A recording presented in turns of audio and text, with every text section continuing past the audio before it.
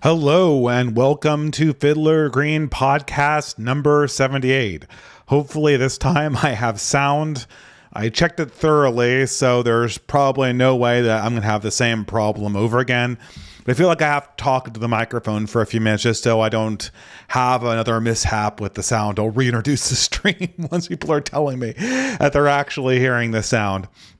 But I assume everything is fine. So at this stage, I guess I will just say, welcome to Fiddler's Green, podcast number 78.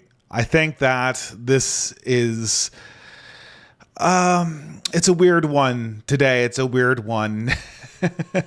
Not only because I'm kind of jet lagged, but because it's just been a very strange 2 weeks in politics. There's been a lot of stuff going on, but as opposed to most of the time where all of the stuff kind of feels disconnected, this week, this month in particular, it all just kind of feels part of one thing, one entity that we're staring into, one riddle that the human race is being confronted with, and it's failing to grasp in this modern moment.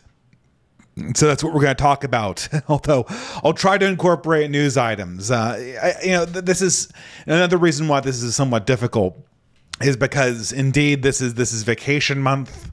I just got back from a vacation in a tropical location. It always feels guilty. And in these vacations, it is a very big millennial problem that at my age, my father took the family to the exact same place, the exact same island, and they did it on essentially one salary. And now when my family goes, we have to have help from older family members. But, either way, it's a little embarrassing that you have to take money, you have to take help from people to finance these things. But it's interesting to kind of get out of town and see the other side of the world a little bit. Was Hawaii. I got caught up a little bit in the tail end of that hurricane that happened a few days ago. That was kind of interesting, having the power go out for a whole day and kind of just staring into the gray ocean. But the world might be falling apart, but nice areas of the world are still nice areas of the world. And I was actually kind of surprised that I was always expecting, and this might have been a thing that might have been more of a thing in 2022, 2023, that kind of post-COVID era. People said, and this had been something that had been going on for a long time, the Hawaiians had gotten really mean. Hawaii is notoriously the most anti-white, the most progressive state. And a lot of people who had come back from the islands just warned me that these people were just really bitter and mean and hated tourists. The same way that people Spanish people hate tourists too, for some bizarre reason. I never exactly got that about why people hate tourists. It's the most bizarre thing imaginable. I mean, the tourists show up, they drop thousands of dollars on your economy. They stay in little resort areas in town, and then after 5 days, they go straight back to where they came from. And in Hawaii's case, it's not even a different country. It's the same country. We're just importing tax money into your state for nothing, for 5-day vacations that everyone takes in the exact same little corner of your state for the exact 3-month period. But, for a while, it seemed that Hawaiians were just furious about tourism. I got there this time, and no such animosity. Everyone was friendly. I think it was because of the fires that had taken place several years back. They were just so grateful to get actual tourists back in. And, so this very, very friendly staff, very much better accommodations than I'd expected. Hurricane notwithstanding, we really lucked out with the weather for the days that we were there. It's just the little things that remind you that you are living in the modern world when you're on these vacations. I thought it would be a lot older too, considering that I had to have financial help to make this vacation possible for my family. I thought that we would be encountering a lot of like old boomers going on vacation, but there were actually a lot of families there. I think this is just how the other half lives. I think we're kind of reaching out of our socioeconomic status as we have as middle classers and just saying, okay, so this is what, rich people are actually doing. This is what people who earn what would be considered in California to be an upper middle class income. This is where they're going for the August holidays or whatever. And of course, everything's very, very nice. Everyone very laid back. But it's interesting. You can see the decline along the edges, where we were going around just after visiting whatever tourist place we were in and driving through town looking for a restaurant. And once you go into a non-tourist area, it's just devastated. And of course, this was an area that was obviously hurt very much by the fires. And of course, there's everything like new construction everywhere. There's areas of it that are obviously burnt. There's been a lot of reconstruction in the last few years. But more than that, it's just when you look at the economy outside of the resort locations, it's all just a wasteland of like smoke shops and like payday loans. People are obviously on drugs, obviously on welfare. There's just this ambient sense of depression. And I don't remember that. Obviously, I was a child last time I was in the state, so I have no idea what it was like. I mean, I wasn't that young. I was an older child, but I remember looking around and thinking, oh, Hawaii is more or less just like everywhere else, except it's in a tropical environment. Hawaii is still America. Hawaii is still part of the middle class American dream. They just have, it's just there's more Asiatic people here. There's more islanders. It's obviously a tropical environment. But other than that, it's the same American thing. This is also around the time of like Lilo and Stitch. Lilo and Stitch, that's the Disney one that takes place in Hawaii, right? Now it's like, well, Hawaii is part of the third world that the United States annexed. But then again, that's not exactly true, right? Because in 2026, the continental United States is largely a part of the third world that the United States government annexed. We've all become Hawaii in a sense. We've all become kind of these native Bantustans and these populations with highly endemic problems, supporting this very narrow band of wealthy people living in functional resort towns. And I'm kind of peeking up my nose above the middle class parapet, looking into a reality that I otherwise shouldn't even afford to see. And you get this vantage point that looks quite different. I mean, you could live your entire life in that bubble.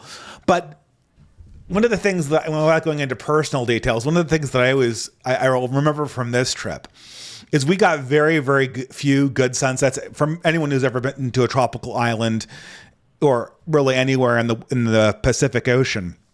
And this is obviously not true in like Bermuda, right? It's not true in the East, but in the West. In the Pacific Islands, you always have these amazing sunsets, these golden sunsets, as the sun retires into the west and where Japan is. And I was looking forward to one of these things, and because the weather was kind of on and off stormy because the hurricane we were negotiating with that. But on the one day that was good for these sunsets, I got up and I looked. Walking down the boardwalk, that's above the beach, and I'm just looking at the beach from like a higher vantage point, and all I see, so this is the golden sunset, the lighted orange, magnificent across the Pacific Ocean. But if I look on the beach, and this is how I know I'm in 2026, all I see is girls posing in front of tripods. It's like every 20 feet, there's like a new like amateur Instagram girl trying to like get her perfect shot at Hawaii. And it's like every 15 feet, like as far as the eye can see, just the Instagram girls going back into the distance, receding into the destination.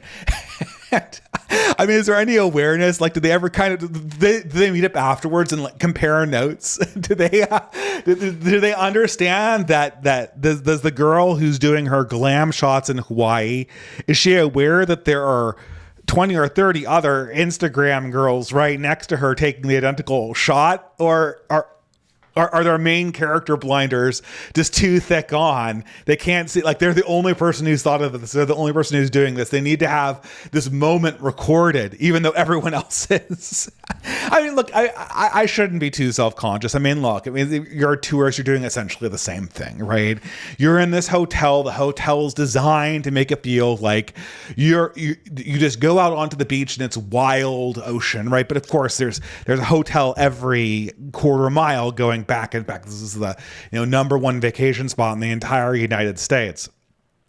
And so, and of course, you're always taking pictures. This is what tourists do. We go to locations that everyone else does, and then you take pictures of yourself at the location where everyone else does, and you get pictures that look identical to everyone else's pictures, except you're in them. And that's kind of like your memory. And I think it's more or less ceremonial. It's really a help. The idea is, like, if you take the picture, you're going to remember the moment more than if you hadn't taken the picture, because you're never going to look at the picture. The picture's going to sit on your, Apple Photos or Google Photos or whatever cloud service we use. I can't even remember at this stage, but you take the picture, so you'll remember this moment. So you'll get drawn back into it. It'll be kind of a totem almost of the experience.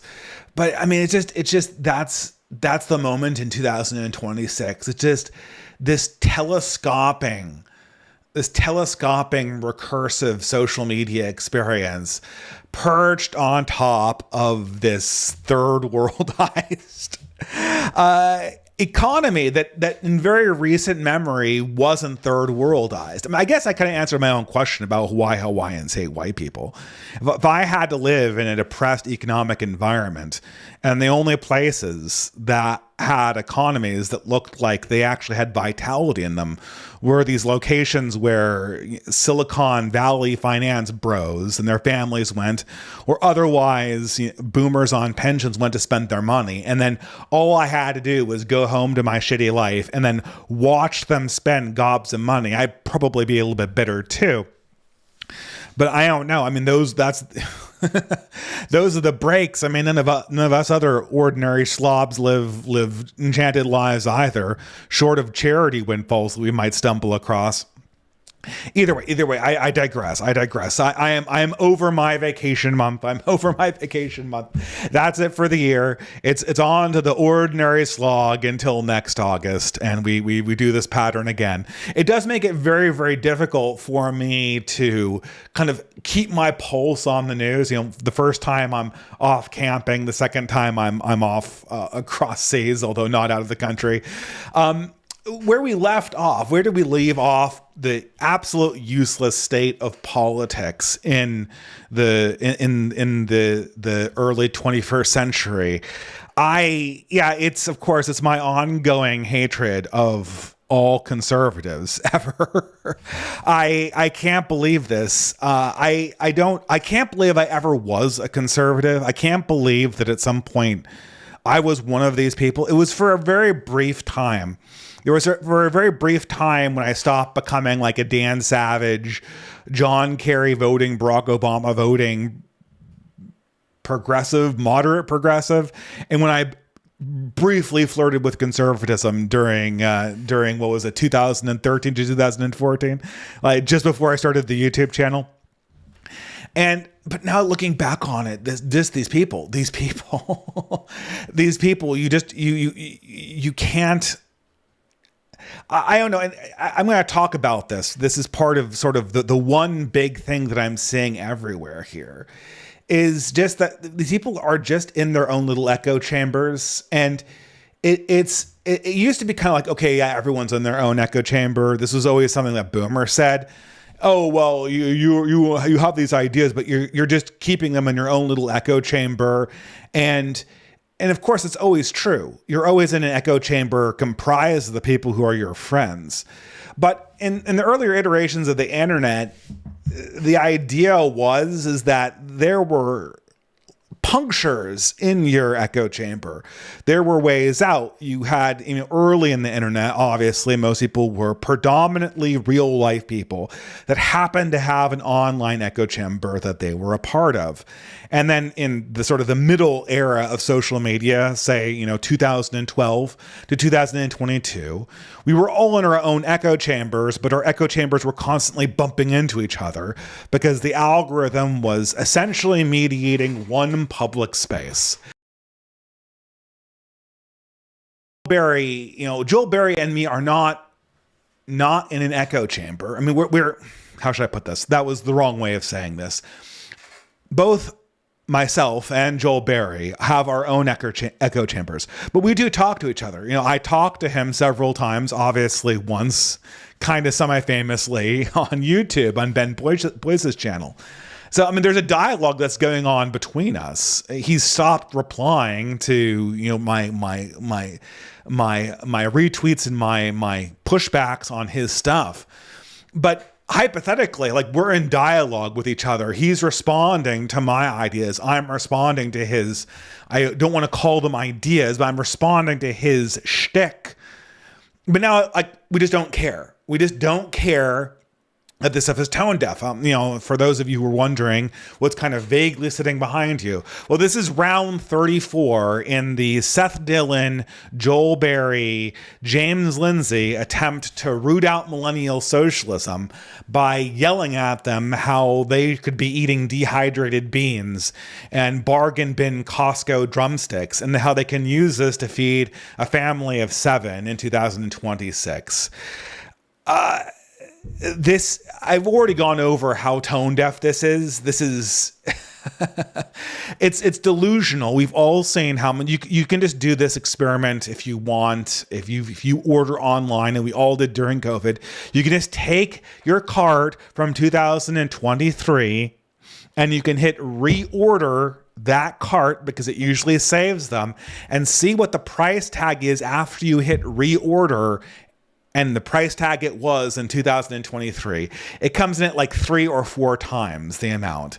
And the thing is oh, well, all that inflation was under Biden. Okay, most of it was, but prices haven't gone down. And every one of you guys was saying that this was unaffordable during the Biden administration. So how did the story change, Joel?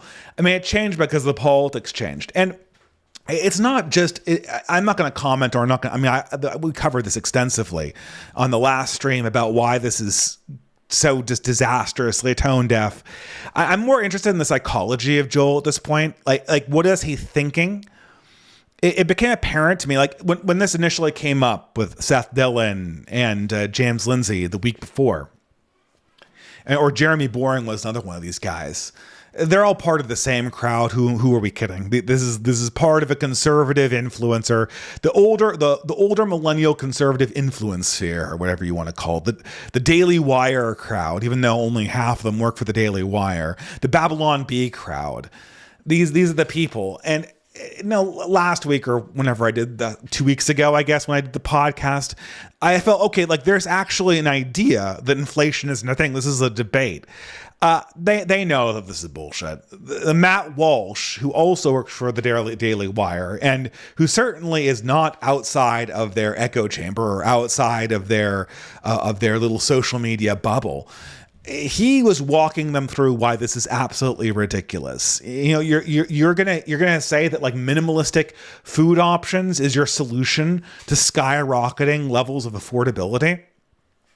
The person who ultimately won this conversation, and I hope I'll be able to revisit this article from Johan Kurtz, because it was just revelatory. It came out several weeks ago. It's a multi-part series, but he points out that the affordability crisis. You can look at CPI numbers. These are obviously manipulated, and inflation does not look as bad as you might think. You can certainly measure it. You can certainly measure it in numbers. You can certainly see it when you can compare home prices to the average wage. Or just how about precious metals? What if you were paid in gold? If a person at the end of World War II was paid in gold, and you were paid in gold, who would have more gold? And the answer is not you, apparently. In most cases. And that's because the currency has been absolutely debased. It's been debased from not by Biden or not by Trump, but by decades and decades and decades of irresponsible decisions we've made concerning entitlements and how we've managed them, and how we've managed provision for the young, and how we've managed the industrialization of our own economy. And this is observable.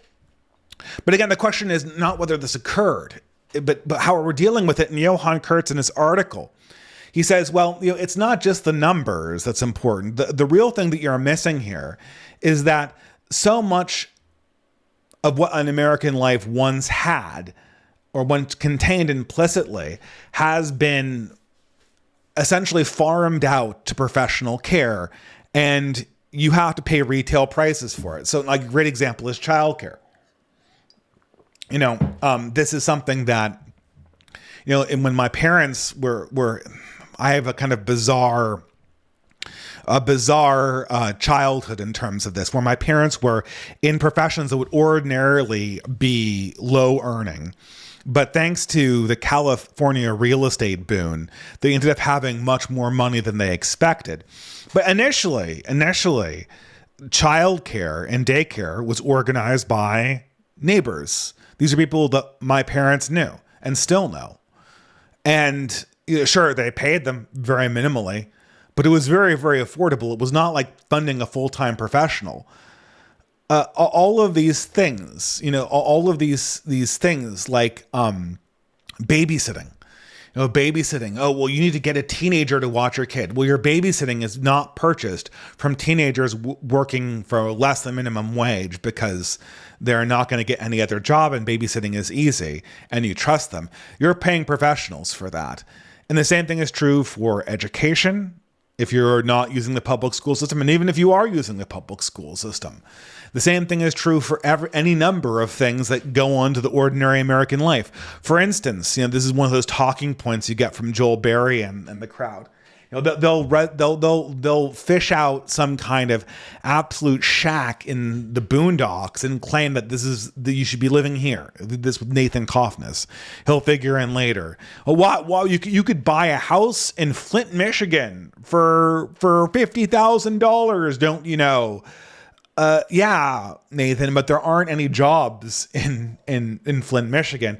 And moreover, the reason why there were affordable houses in 1980s America was because there was an idea of affordable but good neighborhoods. This no longer exists. And by good neighborhoods, I basically mean away from demographics that commit lots of crime. And I don't need to review what demographics those are, but that is obviously what sets the priorities for people buying real estate. They don't want to live in neighborhoods that have high crime and low jobs. And in the 1980s, there were more plentiful jobs that were more geographically distributed, and there were affordable neighborhoods with small houses that were not a security risk to your family. Like, I could have lived in downtown Trenton, New Jersey, for the 2 years that I lived in New Jersey, and I would have saved a bundle on rent. And I would have gotten to that house down payment that much faster. I would never have dreamed doing that because those neighborhoods weren't safe. And as I said before, it's so funny. You go and look around for houses and you see houses in neighborhoods that your wife would never live in because they're absolutely unsafe and the school system is not safe and it's a terrible school system. And you're like, okay, this place is a dump. This place is a ghetto. Then you look on your phone and you're like, oh, we're in the mood for German food. I want to have a schnitzel like my grandmother made it. And you type in what's a good German restaurant, and the German restaurant that makes this authentic German cuisine, just like you remember your immigrant family members making, is located in the same shitty ghetto neighborhood that you wouldn't dream bringing your family to because it was unsafe. And the reason is, And of course, this German restaurant right next to a beautiful but completely broken down Catholic church. You can see the story play out in Trenton. You can see the story play out in Philadelphia. You can see the story play out in Detroit, Michigan, or probably Flint, Michigan, although I never lived there. And you realize that that was yours. You could have had the house or the apartment that was in a safe neighborhood, nestled in between a beautiful Catholic cathedral and a family-owned German restaurant that made food just like you remember your grandmother making. But you can't, because that neighborhood was intentionally made unsafe. And the only way that you can escape that unsafe neighborhood is by paying exorbitant amounts of money. The only way that you can get into a demographic living situation that is at all acceptable for what you perceive to be your class is to pay an exorbitant amount for a house. This is the only barrier, right? This is what Kevin Deanna said. Life in late 20th century and early 21st century America is largely comprised, no matter what race you are, it's largely comprised of how much money you have to pay to escape the consequences of civil rights. That's what derives the demand for these McMansions. That's what creates this incredibly paradoxical effect around low-income housing. This is what creates this bizarre set of Chase magnet schools that are dotted around and gerrymandered in these bizarre ways. It's all one thing, and you're stuck in the middle of it, and you have to pay prices for that. But of course, that's not going to be a conversation that Joel Berry is going to have. There's only two things that can cause unaffordability in Joel Berry and Seth Dillon's world, and that is one, Democratic presidents who were trying to attack, and B, stupidity on the part of young people where they could be dumpster diving for a bowl full of Brussels sprouts so they could purchase a meal for their family under $20. This doesn't fly, Joel. It doesn't fly for young people. And of course, it's paper thin. Like these answers. I mean, like Jay Burden is on his like fourth. You know, my friend Jay Burden from the Jay Burden podcast is on his like fourth week of Seth Dillon, Jeremy Boring watch. It's just him exacerbatedly reacting to all of these shit economic takes from the Babylon Bee guys. And you're saying the exact same things that I'm saying right now. It's all the same takes. These takes wouldn't stand a second. And what's so depressing and kind of what I came to this realization is this is what Joel Berry's audience just wants to hear. They're boomers who are donors to the Republican Party. They like these bad takes. They like these bad takes. They want Joel Berry to give them these takes, even though they do not hold up for a second. Because it's cathartic, because it feels good, because it plays into a cycle. What boomers want to believe, and what conservatives want to believe is America is really bad, but all we need to do is just make sure the Republicans win and keep on winning. And then America is going to get back on track. No structural reform is needed. And if there's any nefarious thing going on in the background, it can't have any causes like the Civil Rights Act or changing demographics or third worldism or any number of other scary things that might have them questioning their fundamental liberal principles. Those causes have to be done. Those nefarious radicalizations of the youth, they have to be the consequence of some communist conspiracy. I can't, communism has become, in the minds of the conservative, a thought terminating cliche. And it's not that like you can't see the connections to communism. These all have kind of vague Darwinian roots in communist ideas. If you track the ideologies of white people back far enough, you'll see that they eventually come from communists. I mean, civil rights itself was in some sense a communist idea, if you want to put it that way. Racism, I brought this up in my debate with Joel Berry. It was invented or coined, I should say, by a Christian named Pratt. but nobody used it. Racism was an obscure word until in the 1940s, the communists thought this would be a great way of fomenting subversion inside America's multiracial republic. They could use the word racism against us in a way that we really couldn't use it in the Soviet Union. The concept of racism obviously the Soviet Union did have to deal with a multi-ethnic, polity, I would say. I wouldn't want to say republic. But it had to deal with a multi-ethnic polity just like America. But Kazakhstanis and Uzbekis and various Ukrainians, this didn't really map onto the concept of race in the same way that it did in the New World. In the New World, the ethnicities identified via their proximity to broad racial categories. The white American and the black American were the broad racial categories.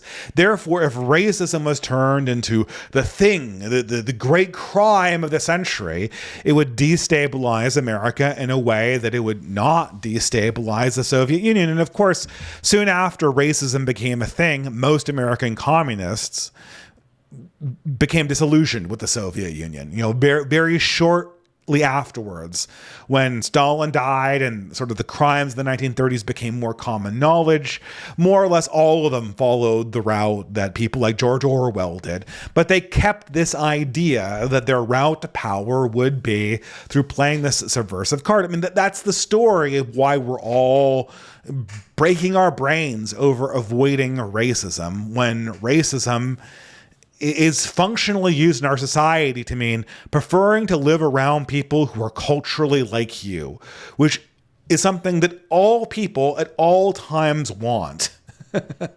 and yet we're chasing this ghost. We pay millions across the span of our lives to avoid the specter of being called a racist.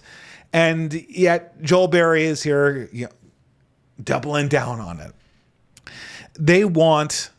The audience of Joel Berry does not want a discussion of these inconvenient facts about 20th century leftism or 21st century leftism. They just want to lecture young people. Their audience likes the fact that this is cringe. They demand this level of cringe. I guess this is another one that came out, the Melanie Phillips thing here. I know that the audience here is going to react negatively based on Melanie Phillips' ethnicity. This is a back and forth that she got into with a variety of other British conservatives or British right-wingers, most prominently Sargon of Akkad, although Millennial Woes was there too. And what is this woman thinking? What is this woman thinking? And this is on display here. I'll read it. So this is Melanie Phillips saying, this idea of British identity is very muddled. British identity is a civic and not ethnic identity. It is totally different from Jewish identity, which is ethnic, religious, and cultural. Judaism is a unique fusion of a people, a faith, and a land. That's why the Jewish people, as a people, are entitled to live in their ancestral homeland. And they go on and on and on and on like this. Okay, so get this, guys. British identity does not have ethnic, cultural Buddha nature, but Jewishness does have ethnic, cultural Buddha nature. That's why Jewish people can have a homeland and British people cannot have a homeland. That's the only conclusion that you could possibly take from this. And this is not the first time Melanie Phillips has done this. Obviously, she's Israeli. I think she might be a dual citizen. But she goes around claiming both British and Israeli citizenship. And you can hear videos of her lecturing the audience about how their Jewish identity should come first. And then find other instances where she's deconstructing British identity. I think this might be a boomer moment. Because it's not the double standard. Obviously, what's going on here, for those uninitiated, is this is a typical trick people play with linguistics and with language and with rules. And so what you do is you kind of hide the bacon. So civic nationalism in the modern world is meaningless. I'm sorry to break this to you. If you had your hopes on civic nationalism, it's meaningless. At least it's meaningless in a multicultural society with a civil rights understanding of liberalism. And the reason why it's meaningless is because if you're in a liberal society that has like a post-civil rights multicultural understanding of itself, then the idea of the state extends to everybody in the entire world who will recite an incredibly minimalistic creed that is essentially the HR guidelines for your corporate workplace, which means, in effect, that any person that is minimally competent to work in a McDonald's worldwide is just as British, as French, as German, as American, as Polish as you are. So as far as your civic nation is concerned, the entire world is comprised of your fellow nationals. Now, obviously, in practice, this is meaningless. The civic nation that includes everyone can do absolutely nothing because all of these groups, whether they have tacitly agreed to the HR guidelines or not, and most of them are just lying, are incredibly hostile to your values otherwise. So it's impossible to actually defend a homeland or to come up with some kind of normative understanding of how things should work inside a society, or to operate at all in a way that would actually use power if your identity is purely civic. So obviously ethnic and cultural and religious identities, what we might also call racial identities, if we were to be so bold, it means the same thing. Racial and ethnic, again, are just little hat tricks that we've done, to be subversive. When ethnicity, depending on where you live, it's more stigmatized to be racially particular than it is to be ethnically particular. So you just move the words around if you want it to have the correct kind of Manichaean flavor to it. So the way you do this game is you just say, well, by definition, the British are only a civic definition, but by definition, the Jews are racial, cultural, ethnic, religious. That's just what the word said. The word just came down and insisted upon itself. We didn't change the meaning of this word. The word itself in the English language, in the dictionary, it says there, the British are not a ethnic identity. They are only a civic identity. That's what the word means. Of course, that's absolute bullshit historically. Historically, you can go back 70 years and see people refer to Englishmen as distinct from Indians who are both living under the government of Great Britain. They understood the distinction between these two groups of people. You can go back hundreds of years and see the same distinction. It's obvious historically that British, English, Irish, Scottish, French, whatever, these were ethnic identities. These were cultural identities, obviously. So that's not what decreed it. History did not decree it. What was it, God? I'm sure like Melanie Phillips thinks that God declared the special privilege of Israel over Britain.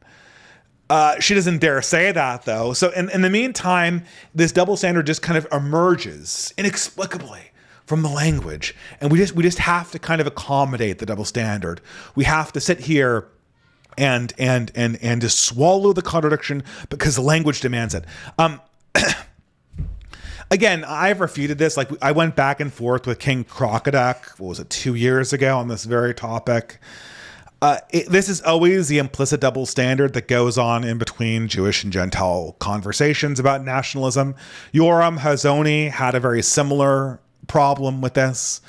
Yoram Hazony can see the problem, though. He doesn't want to bite the bullet, right? He doesn't want to bite the bullet.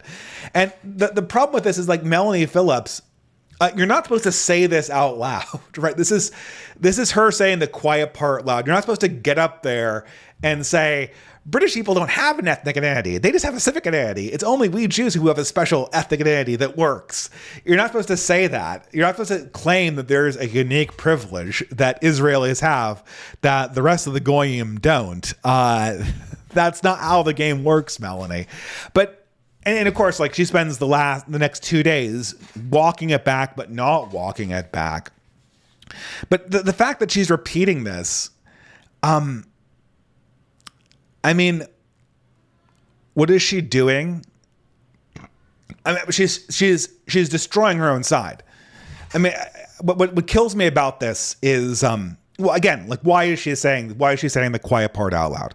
Well, the reason why she's saying the quiet part out loud, I don't think she's stupid. I don't think she's having a boomer senior moment. I think she's saying this stuff for the same reason that, you know, Joel Berry is telling his audience of young people to go dumpster diving for Brussels sprouts in the discount bin at Costco. They're saying this because their audience likes the double standard. It doesn't make sense. It alienates their political coalition. It is incredibly deleterious to the future of their people. But they have to keep the algorithm going. And this is what kills me about conservatives is when progressives pander to their demos, when they like put a big piece of red meat out there online, and so they can really rouse the base. They're actually making their coalition stronger. They're ingratiating themselves. The people who are aligned to progress come out stronger. Joel Berry and Jeremy Boring are. And I guess you could say Melanie Phillips for Zionism, although maybe conservatism and Zionism are not separate movements. I guess that's arguably they aren't separate movements entirely. But these people, they're destroying their movement.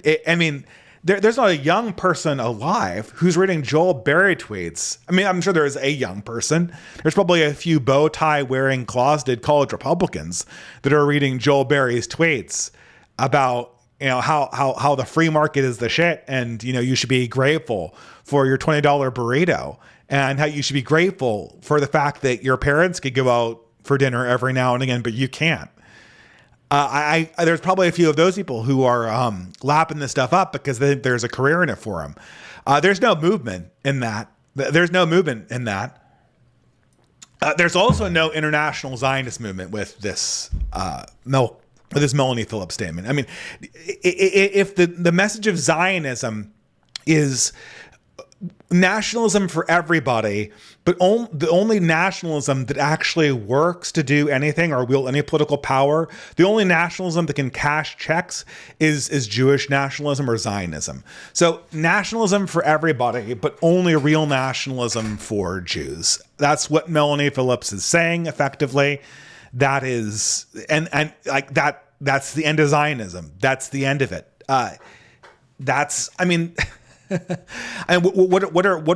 Is Israel not going to have any international allies after this generation? I guess India, but I mean, the only reason why Indians are going along with this double standard is they think that this stuff doesn't apply to them. They think that, they're all Hindu nationalists. They think that somehow they're going to have an ability to assert their own nationalism at some point too, presumably when they're rich. That's what kills me about this, is that the whole thing is just degenerate to the core. It is something that is in the process of destroying itself. It's destroying its own internal motivating logic. I guess we're just kind of saying a variety of these things. I don't know. Lots of people commented on this when the Candace Owens and Andrew Wilson debate. I did not watch this, but why would you want to watch this? I mean, I guess in a sense, this is sort of where we are. You know, we're sort of at this location with the millennials, right? So like you go, well, this is just boomers who are suffering from this problem. Okay, so the boomers are destroying their own movement. You know, the boomer conservatives and the boomer Zionists are destroying their own movement because they're clueless and they can't get out of their echo chambers. But in the meantime, if we go to the millennial right, this is what we're getting. This is what we're getting. These people both have young audiences. And here we are debating over who killed Charlie Kirk. Now, I shouldn't say, I watched a little bit of it. And there's a few things that are clear about it. A, Candace Owens does not care about the truth of this matter. She does not. She's getting paid $300,000 to do this debate. $300,000 to sit in a chair and listen to Andrew Wilson drone on for 2 hours. And Andrew Wilson, I mean, he has the right side of the issue. He's obviously the person on the side of truth. But he doesn't care either. I mean, I listened to him for about 15 minutes. And all he's doing is shifting around and trying to play frame games, trying to get Candace Owens to humiliate herself or something. I guess so it could be farmed for clips. Okay, apparently my wife is in the chat. She said that she watched the entire thing. Thank God. I guess, my wife fell on the sword, but I have no need for this. Andrew Wilson I called him a necessary evil. And the fact of the matter is he's a debate bro. He's a debate bro. And in the era when Twitch politics was dominant, and this is the era of Destiny, you needed to have somebody who would sit for 3 hours and play a frame game with Destiny. But what's ultimately the point of this? What this did, and the left noticed this, the right didn't notice this. This debate sent a message, and it was not that Andrew Wilson is great or Candace Owens is, insane, or even that Candace Owens is clever or clever enough to get paid $300K for a debate. What the message that this sent to everybody, is that millennial right-wingers are fundamentally unable to accomplish anything. It has been a year since the death of Charlie Kirk. A year since the end of Charlie Kirk, since the assassination, the murder of Charlie Kirk. And at that moment, there was a solid week where people were saying, I'm going to play politics differently. I'm going to get out of my bubble. I'm going to focus on actually productively moving the conversation forward. And that lasted for about 1 month. Now, look, it did not for everybody. I think that there is a very small minority of people who actually got out of their shells and decided to move forward and to become something different and to strive for something that was positive and productive. I mean, case in point, I listened. It's kind of funny because I was kind of addicted to listening to some drama channels myself. And you know how drama channels are. They're always, they never want to talk about their own ideas or their own ideology or their own political philosophy. They just have guys that they like, and then they like making fun of everybody else. And so these drama channels, when Charlie Kirk gets assassinated, they all, and one of the things, if you go around the world and you talk to people who say that they've really had their lives changed by Charlie Kirk, usually it's not, people don't get their lives. The boomers watch the clips where Charlie Kirk owns the liberals or Charlie Kirk destroys this insane social justice warrior on college campus. That's what gets the clicks. But if you talk to young people, and a surprising number of these young people were not Americans. He had huge followings in Japan, huge followings in Europe. But when you talk to the young people who are younger than me by about 10 years, the people who said that they had their lives changed by Charlie Kirk while he was alive, what they said is, he got me to see that the conservative values of family and faith and country are more important than this rank ideology that you get from the left. And this has put me on a different track towards starting a family, towards getting active in my religion again. He brought me back to church. And, a lot of people when Charlie Kirk died seemingly made a transition. But it's been a year now, right? And a lot of these drama streamers that were gobsmacked by the death of Charlie Kirk, they're not going back to church. They're not doing things in real life. They're not organizing in real life. They're not trying to strive for higher content. They're relitigating who won a debate between Candace Owens and Andrew Wilson. I mean, Candace Owens, like Lauren Southern, we have known from the beginning that this woman is a fraud. This woman has been a fraud since day one. She's been a fraud. And she was hired by the Daily Wire for affirmative action purposes, obviously, by none other than Jeremy Boring and the rest of the self-destroying conservative movement. And then she went rogue because she could get more clicks from paranoid boomers by doing the conspiracy theory thing. And Andrew Wilson is in the same way generating drama and debate clips. What's the point of this debate?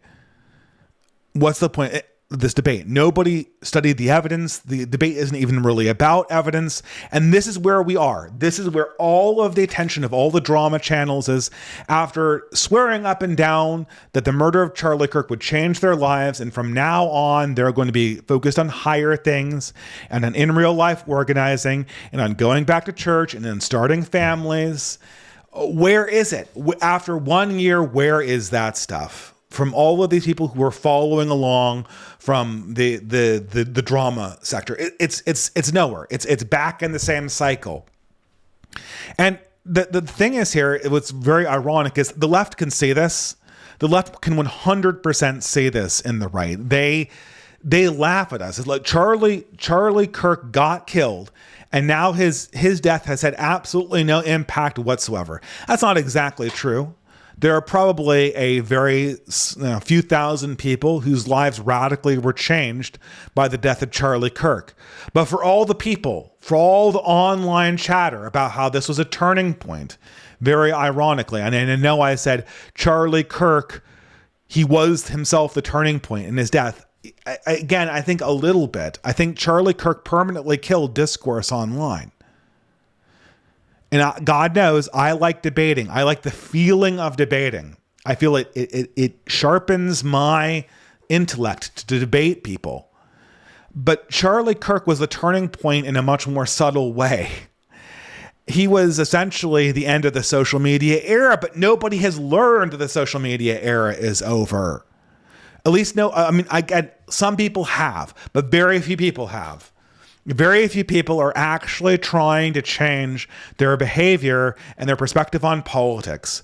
We're back to debate reviews and drama reviews in our own little bubbles again after all of this stuff. And again, the great advantage of this is that when Hassan Piker does this pandering, when he talks about how he wants to destroy the white race or impoverish the white middle class, he is actually building a coalition for himself in the future.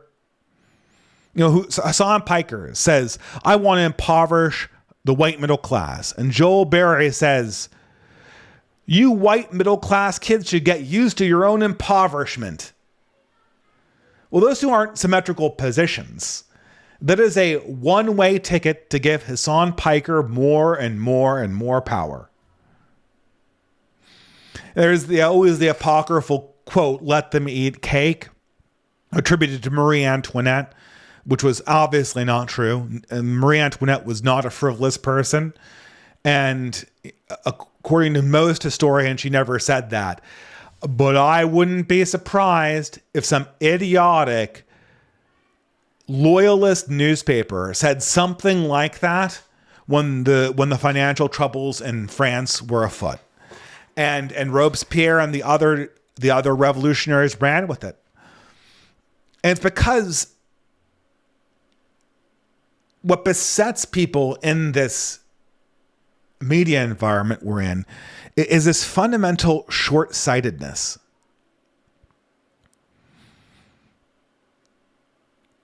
The fundamental short-sightedness of everything that's going on in our sphere. And the left is obviously ascending because the left has a vision for what the long term will look like. The right does not. There's no vision of where we actually should be going. I think I'm going to skip forward and skip back again. Oops. The next thing, and this kind of goes to the lack of vision. So, this is the scandal that happened last week or the week before last. So there was a professor called Jason Arday, the Jason Arday affair. what to say about this. It's kind of ironic because I recently wrote an article called Green Texts and Green Lights on the blog about sort of my own experiences seeing the process of affirmative action go on from the outside. And, you can't notice it the way that affirmative action goes on. It's very difficult to point to somebody and go, that person benefited from affirmative action and I didn't. They do it so you can't notice that. But if you get to be about 40 and you look back on your cohort and you see who did what and how they got where they are today, in broad relief, you can kind of see the path that affirmative action carved into your generation. There's certain patterns about who succeeded and who didn't. But in every now and again, you can point to somebody and say, that's the face of racial preferences. That is the face of the system, and there is absolutely no ambiguity about it. And so about 2 weeks ago, frenemy of the channel, Nathan Kaufness, probably a little less than a frenemy, some pretty big ideological disagreements with him, and we got into a very contentious debate about a year ago. He happened upon one of these professors, one by the name of Jason Arde, who was teaching at Cambridge. Now, if anyone knows anything about Cambridge, Cambridge is one of the most prestigious universities in the entire world. They have the lowest acceptance rate of any university, hands down, I think.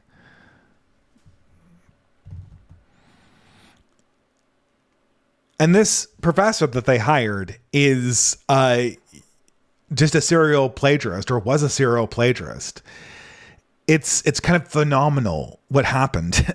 They hired this guy on a CV where he claimed to have not spoken until a very advanced age, that he ran multiple marathons back to back on a broken leg, that he was a championship snooker player with no record of it, that he wrote books that he had never written, that he'd worked at companies that he had never worked at. It was fabrication upon fabrication, ridiculous fabrications. Then it goes on to show that almost all of his academic record is, surprise, surprise, plagiarized. So you have the beginnings of a scandal. Oh my God. And of course, initially, the institution comes and tries to defend him. This is something that Nathan Kaufness unveils, and Jason Arde strikes back. And there were Nathan Kaufness isn't the first person to break this. There are people who had caught on to this guy's shenanigans before, but every time he had kind of scared them away by claiming victimhood, by claiming harassment, by calling in the authorities. Oh, this won't end up well for you. You're embarrassing yourself. And the institution backed him every step of the way. His institution in Cambridge backed him every step of the way. There was no way you could assault this person's good record, even though if they just read his work or looked at his background, they would immediately see that it was fake. They still defended this guy because he was their guy. And of course, you look on the committee.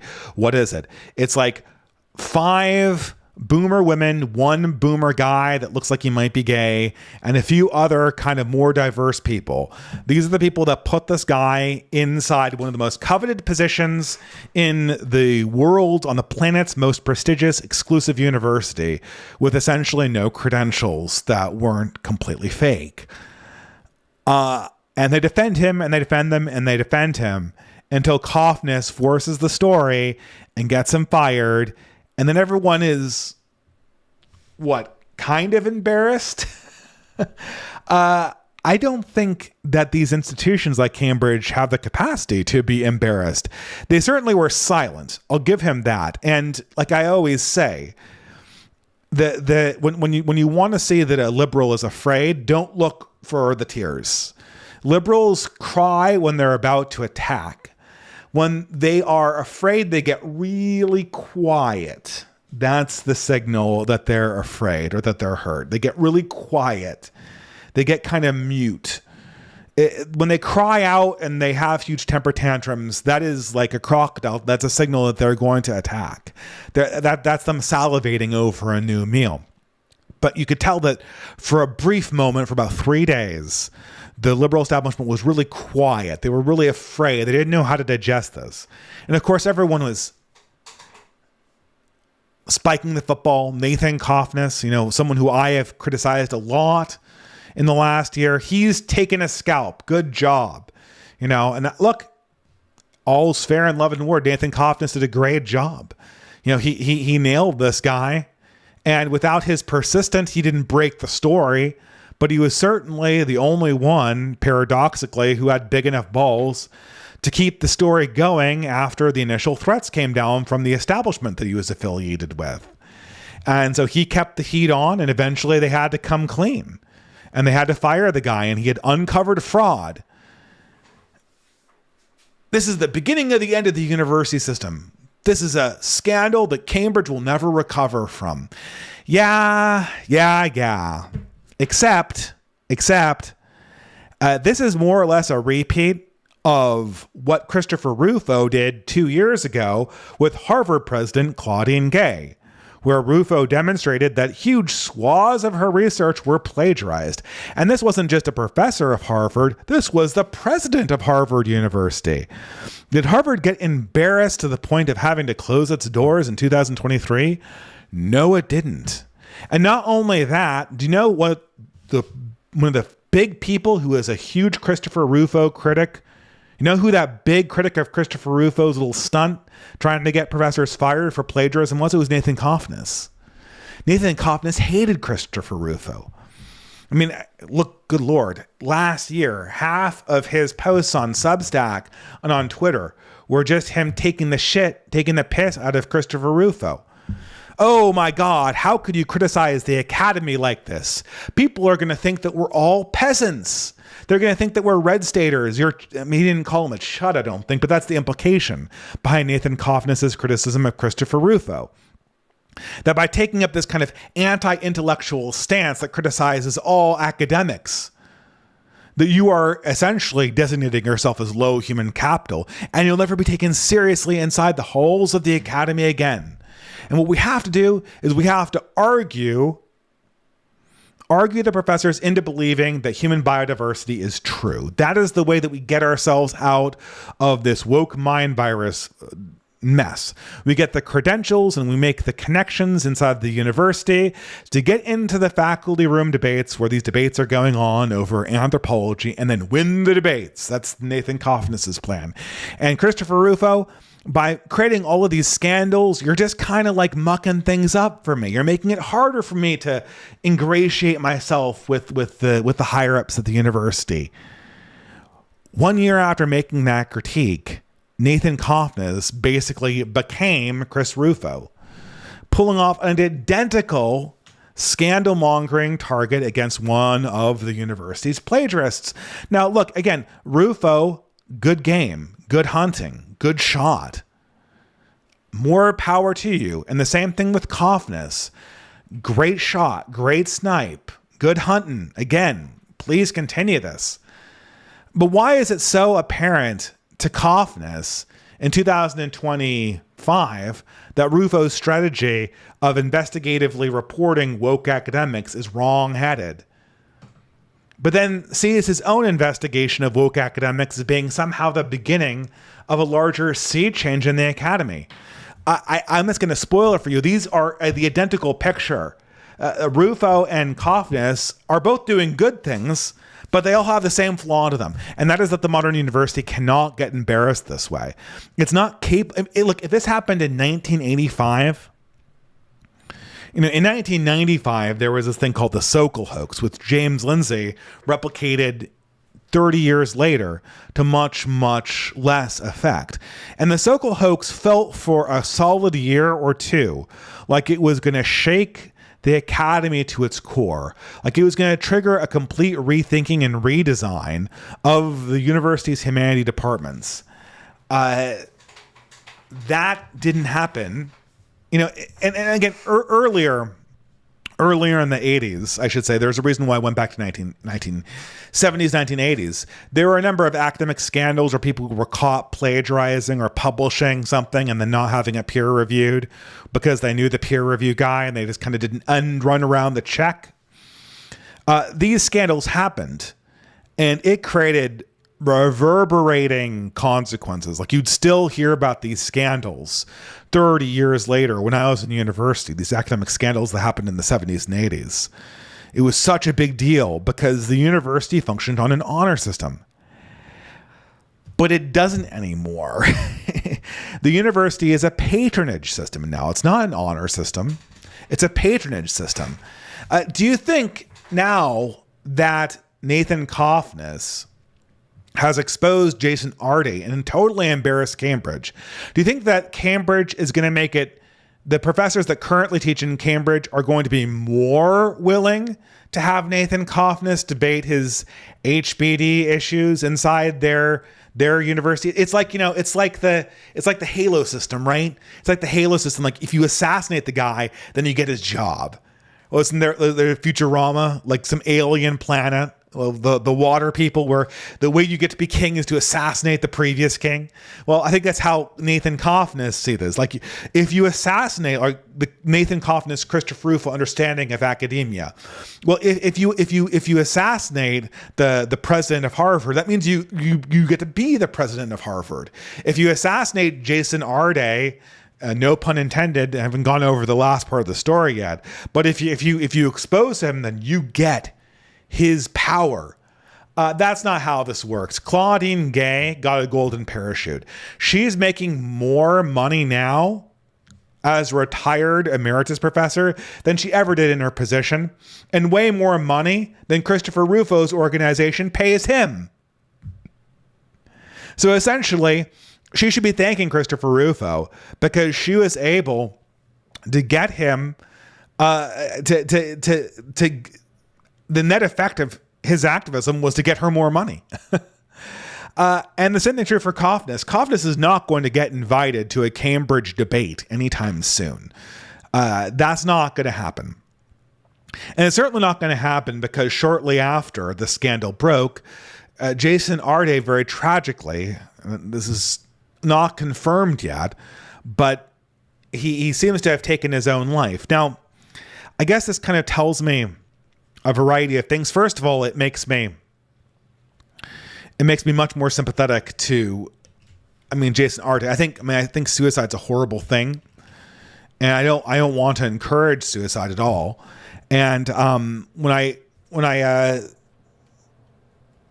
I see people talk about Arde's suicide, Kevin Diana said, well, this is actually kind of an honorable thing to do because Kevin Diana is a pagan. I don't think suicide is ever honorable. But it did sort of, in my own mind, force me to kind of come to terms that Jason Arde was not the person I thought he was. When I saw Jason Arde initially, and I saw his face, what I thought to myself was, this guy is a con artist. When you look at this face that you kind of see here in my slide, pushed behind the text, darkened slightly, but he has this kind of angelic face of innocence. It just reaches out to all the women there. It just tugs on the heartstrings. He's the good guy. He's the guy that's going to redeem you for all your institution's past sins. This is what John Carter wrote. It's just the eyes that beg and say, I am the answer. I am the redeemer. I am the person that's going to make everything okay. If you just give me a chance, give me the chance that no one else gave me. And I saw this guy's face and I said, this outward appearance is indicative of the fact that he's intentionally manipulating these boomer women on his hiring committee and his faculty. And this is the face of a predator. And once he's done with them, he's going to take his golden parachute and he's going to become a media influencer. And like I said, although the suicide, I don't think there's anything honorable about it. It did communicate me that I had him read wrong. I think this guy was actually just an honest to God simpleton. I think he was a simpleton who was a pathological liar and who had lied his way through for so long that he had lost track of what was actually true. And then when he got called out on it, he was deeply humiliated and he fell into a depression and ended his life. And that's very, very tragic. And maybe maybe that I'm misreading it now. Maybe even his suicide was cynical. That would be the first person to do that. But it's very uncommon to have people cynically commit suicide. So he could be an honest to God simpleton, in which case I feel even more angry at the institution that they put him in this position.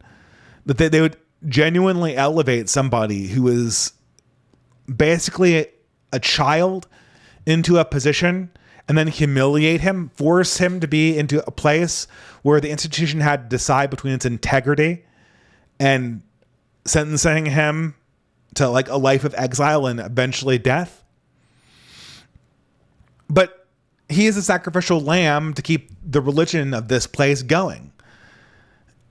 And it's going to work too. It's going to work. I mean, after this whole thing is said and done, this is like Coffness's mission it's not over, but his plan, his long-term perspective on how he's going to fight wokeness on the day or the week after his greatest victory has actually made it harder to accomplish his ostensible goal.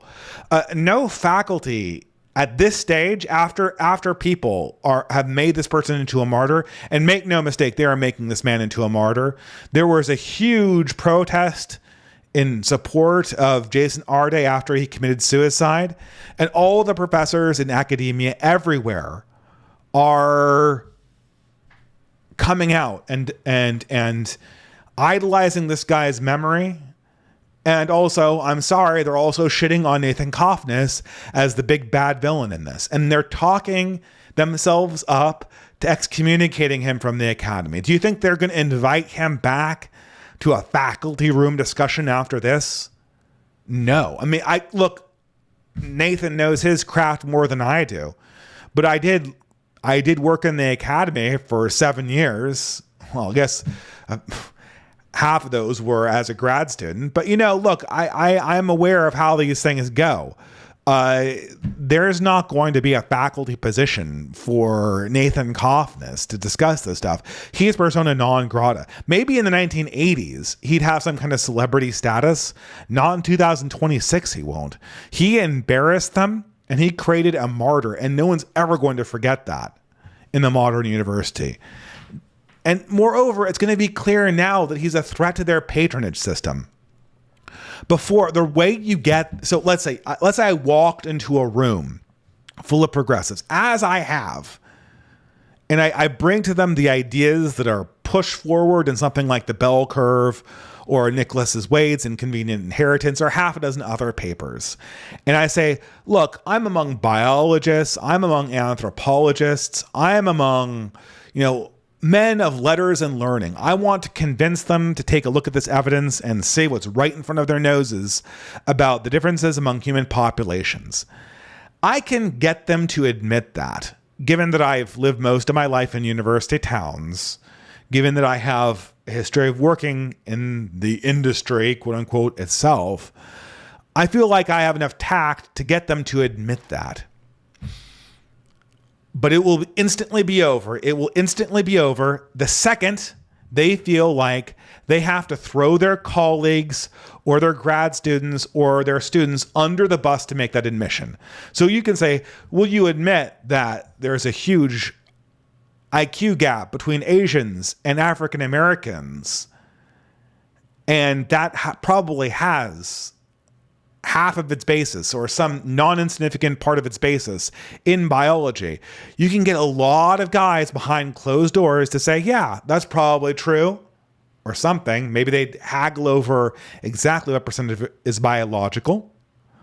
But the second you say, and that means you have to denounce this hire or end affirmative action or re-examine the faculty's hiring policies, or this means you have to speak out against this popular student activist. This means that you have to call out affirmative action publicly. All of them will immediately walk out of the room. They will not engage with that. Once you use these inconvenient facts to attack the funding apparatus of the institution that feeds the academics, their ability to process this will immediately end. And this is this is the first instance of the sense I get. Like, why are all of the things this week feel like they're one thing?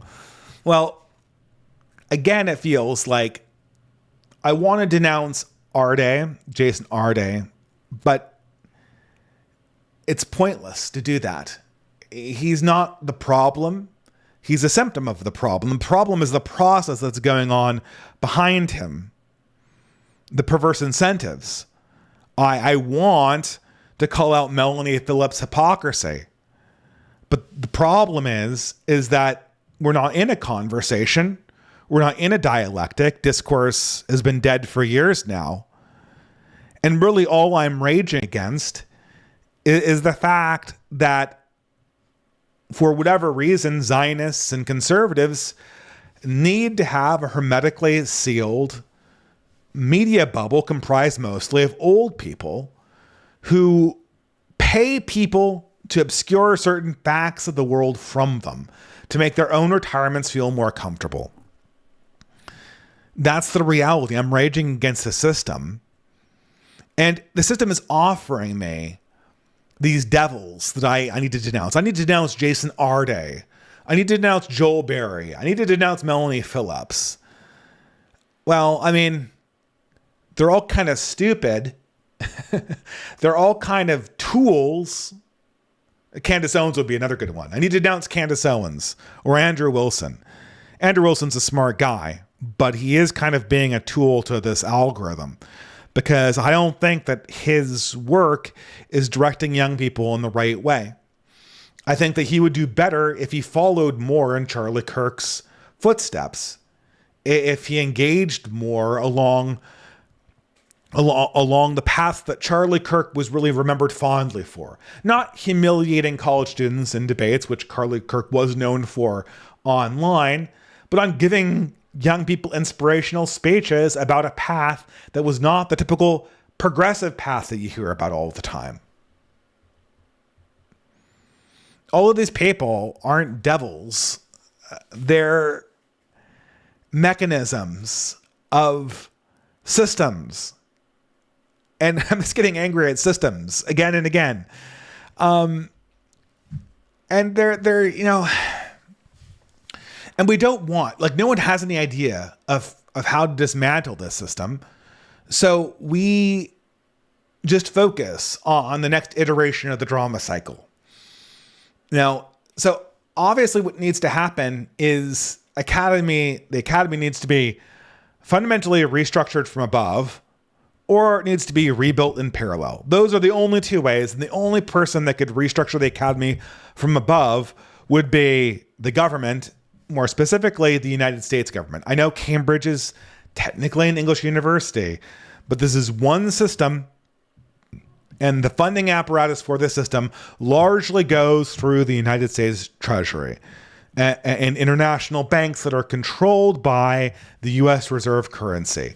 So the only way to remake these systems is to go from the top down, or to build an alternative in parallel, or do something else to break this bubble. Because just like getting angry at Jason Arde, it seems kind of insane. It feels, I mean, again, I am insanely frustrated with people like Melanie Phillips and Joel Berry. But I'll tell you this, like, Melanie Phillips might be a better example. Joel Berry, I mean, I like the guy. He seemed like a nice guy. He didn't seem like the most curious man I've ever met. He didn't seem like the most educated man I've ever met.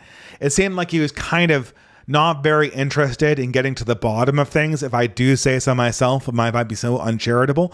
The guy's not my enemy, though. Melanie Phillips, although she kind of does feel like my enemy insofar as she's trying to subvert the very kind of collective consciousness that is a key component of getting us out of this mess. So she's kind of like doing harm. I know for a fact, having known many women like Melanie Phillips, that she's not aware that she's doing this. She has no idea she's doing this. This is a function of the media environment she's put herself into. So what am I supposed to do? I'm supposed to get angry at Melanie Phillips. I'm supposed to get angry. I mean, maybe Netanyahu, maybe Benjamin Netanyahu. I mean, he's much more of a master manipulator than any of these other people. He probably understands this. I could get angry at people like Yoram Hazony, who are like very similar to Melanie Phillips, except Yoram Hazony is smart enough and young enough to understand the problem, whereas Melanie Phillips, I mean, let's be honest, guys, she's probably suffering from like early onset dementia at this stage. She was an old person when I was in college writing books about like jihad in Britain and whatever. This is not a young person. But you know, these people, like, they know better, but at the same time, they feel kind of trapped by the incentives of the institution that they're in. They're trapped by the short-term logic of the system. So, this is probably the ne plus ultra of this. The Lindsay Clancy case. This is, I feel like I've kind of come to a head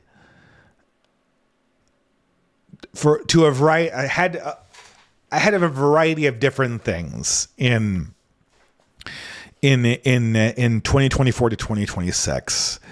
And this is really the tip of them, or the point of them. That's the wrong thing. This is the rub. This is the conclusion it's all come to. You know, certainly if you were to say, okay, what was in your mind, Dave, in your individual project, what was one of the larger setbacks that you've experienced? Now, I don't think this was a real setback now that I know what I know, but what at the time felt like one of the major setbacks of what we're trying to do online in support of what we're trying to do in real life, which is an essential component and probably the more important component. What the biggest setback was the big moving away of right-wing women that happened in 2024. And this was largely on Substack, although also on X a little bit. And again, I don't think this is a really big setback in the grand scheme of things, but for my own purposes, you know, I'll put it this way. Whenever you're engaged in these political processes, you have the short-term battles that you're fighting. And then you have like the long-term battles, that you're fighting. Like, this is how we're going to make things better without things going to complete shit in the meantime. And so you have these sort of female actors or participants in the right-wing space. And, you know, I was subscribers to them. I even was a paying subscriber to one of them. I won't mention which one. And they didn't comprise a large proportion of my media diet. In fact, I hardly ever listened to them. I listened to the interviews sometimes that they did. But most of the time it was just a rehash of other things that other people had done before them. So it wasn't particularly original. But what I didn't want to admit to myself at the time was a certain story that I told myself about what the long term would look like. And the long term in my imagination would look something like this. The right wing is not very respectable because it's a lot of angry young men. But I know for a fact that there are a lot of very respectable married men with jobs and careers that you would meet at a dinner party and get along with. And if we can bring this face to the mainstream, all of a sudden there'll be preference cascades within the elite itself. And there'll be people who suddenly want to adopt more right-wing ideas. And this will not only break open the conservative movement and its, you know, boomer dollars that we could actually use to accomplish things. It would also break in the mainstream. There would be opportunity to create sort of indigenous right-wing communities inside blue areas, which, you know, there kind of are, right? And in this story I told myself, a critical part of it was the idea that women are naturally more sympathetic. So if there are right-wing women, we are on the path to getting these ideas heard in more respectable publications, like in the New York Times or the New Yorker. They'll have to do a piece on us eventually that will give people who read the New York Times or read the New Yorker permission to believe these heretical ideas that, while they cut against the general understanding of liberalism, are nevertheless essential to understand to make any progress in the modern world, and not to completely repeat over and over again the same cycles that we are on. However, what happened? Well, these female influencers stuck around for about 3 years, and then they exhausted their social media approval. They got bored, and they didn't just leave, right? That needs to be said. They didn't just leave. They left in a huff that saw multiple articles published in the New York Times and in New York Magazine and all of the prestige publications, basically painting the intellectual right-wing sphere as a bunch of Andrew Tate incel misogynists. And this is after knowing that is not the case. After knowing and speaking personally to many of us, this is the message they brought to the very mainstream that I had hoped that they would bring us into, that they would help facilitate a preference cascade within, a complete backfire. And again, that's a minuscule part of the actual right wing online. The reason why it was so kind of psychologically harmful or psychologically impactful for me is that you had this narrative about how a large amount of pain could be avoided, and the people who you were relying on helping this moderation occurred. Instead of putting out the fire, instead of helping calm things down, they just poured more gasoline on it. And the reason why they poured more gasoline on it was because mean tweets, because they didn't like the vibe, because they got bored. And so for a year, and I think I'm kind of over it now, I was fascinated with this. Okay, so how does this work? How do people who know that our factual understandings about liberalism and human biodiversity and the essential nature of politics and the idea that you cannot technocratically manage these systems and how mass immigration is destroying the infrastructure of the first world, how can they know all of that and still sabotage the truth from coming out in the most permanent way they possibly could with the power they had? And the answer was, in all cases, in every one of these cases, these women talk about the group chats that they're in. And, indeed, it's kind of interesting. You can go on Substack to find this in particular. You can see, and this is interesting because I kind of belong simultaneously to the right-wing idea space, but also to the Catholic world, to the sort of mainstream Catholic blogs as well. And so a lot of these women, or in the men and their husbands, they overlap the categories too, right? And so you'll read their blogs and you'll read their comment sections, and they're all circulating these kind of ideas, these kind of complaints about the right wing that are very similar to the ones that were voiced in the New Yorker and in New York Magazine and whatnot. These kind of I denounce the dissident right ideas, this kind of spitting out the red pill and doubling down on blue pill myths, even though they're not true. We're going to adopt this fiction because the group chat really thinks that the opposite of it is icky. And men and women both do that, but this is predominantly in female group chats. And so I'm seeing this play out. And so for the last year, I've just been obsessed with understanding how this female egregore, this female hive mind moves. And this kind of brings me to the Lindsay Clancy case, which is just the ne plus ultra of the female group chat brain. Now, Lindsay Clancy is this woman who, a very troubled woman who 2 years ago, I guess she was deeply depressed, postpartum depression, on multiple medications. She's under constant surveillance. She's having her third kid. She can't quite handle it.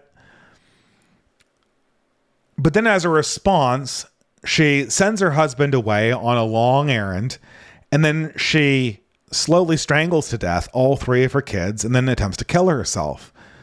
And now she's going to trial for it. And the defense, I don't usually like talking about active trials, but the defense is not even contesting the guilt of Lindsay Clancy in this. It's incontrovertible, as they used to say. And that's fine. That's very tragic. And it was a heartbreaking story. I think I caught a little bit kind of inkling about this. But the problem is, because I follow all of these kind of female Catholic blogs that are very popular in the Catholic parent sphere on Substack, my media bubble isn't quite as close as it should be. I suddenly start hearing about all of this sympathy. Like, Lindsay Clancy needs support from us. That's the message. We need to support Lindsay Clancy, the woman who murdered her children. Now, like, I sympathize with her, right? But now, like, every woman on this fade, they're not only sympathizing with her, they think it's an eminently important political issue that we need to support this woman.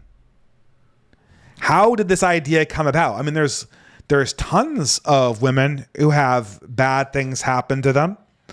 There was a woman who got, just recently in a town next to mine, who got hit by a car, might be paralyzed for life, just like Lindsay Clancy did, except she just got hit by a car. She didn't try to commit suicide after strangling her three kids to death.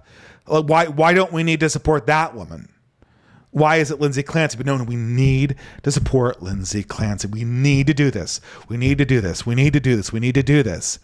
And you can tell I'm not the only person saying this, because Matt Walsh and a variety of other conservative bloggers, like, they all have wives too.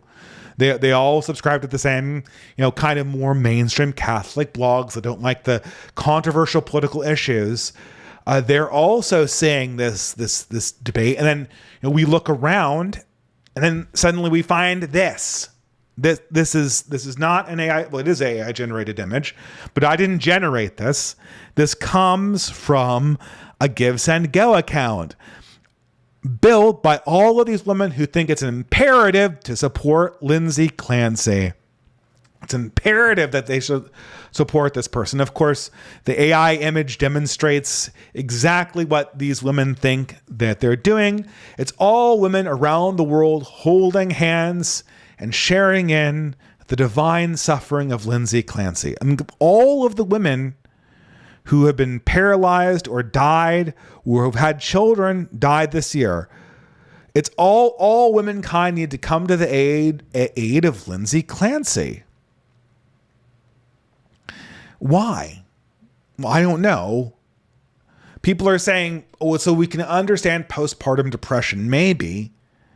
But then you look at this Give, Send, Go, and it's raised, like right now, when I just checked it, it was close to $1 million. So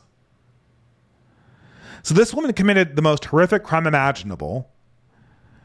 Maybe under sympathetic circumstances. Maybe she's a victim of insanity.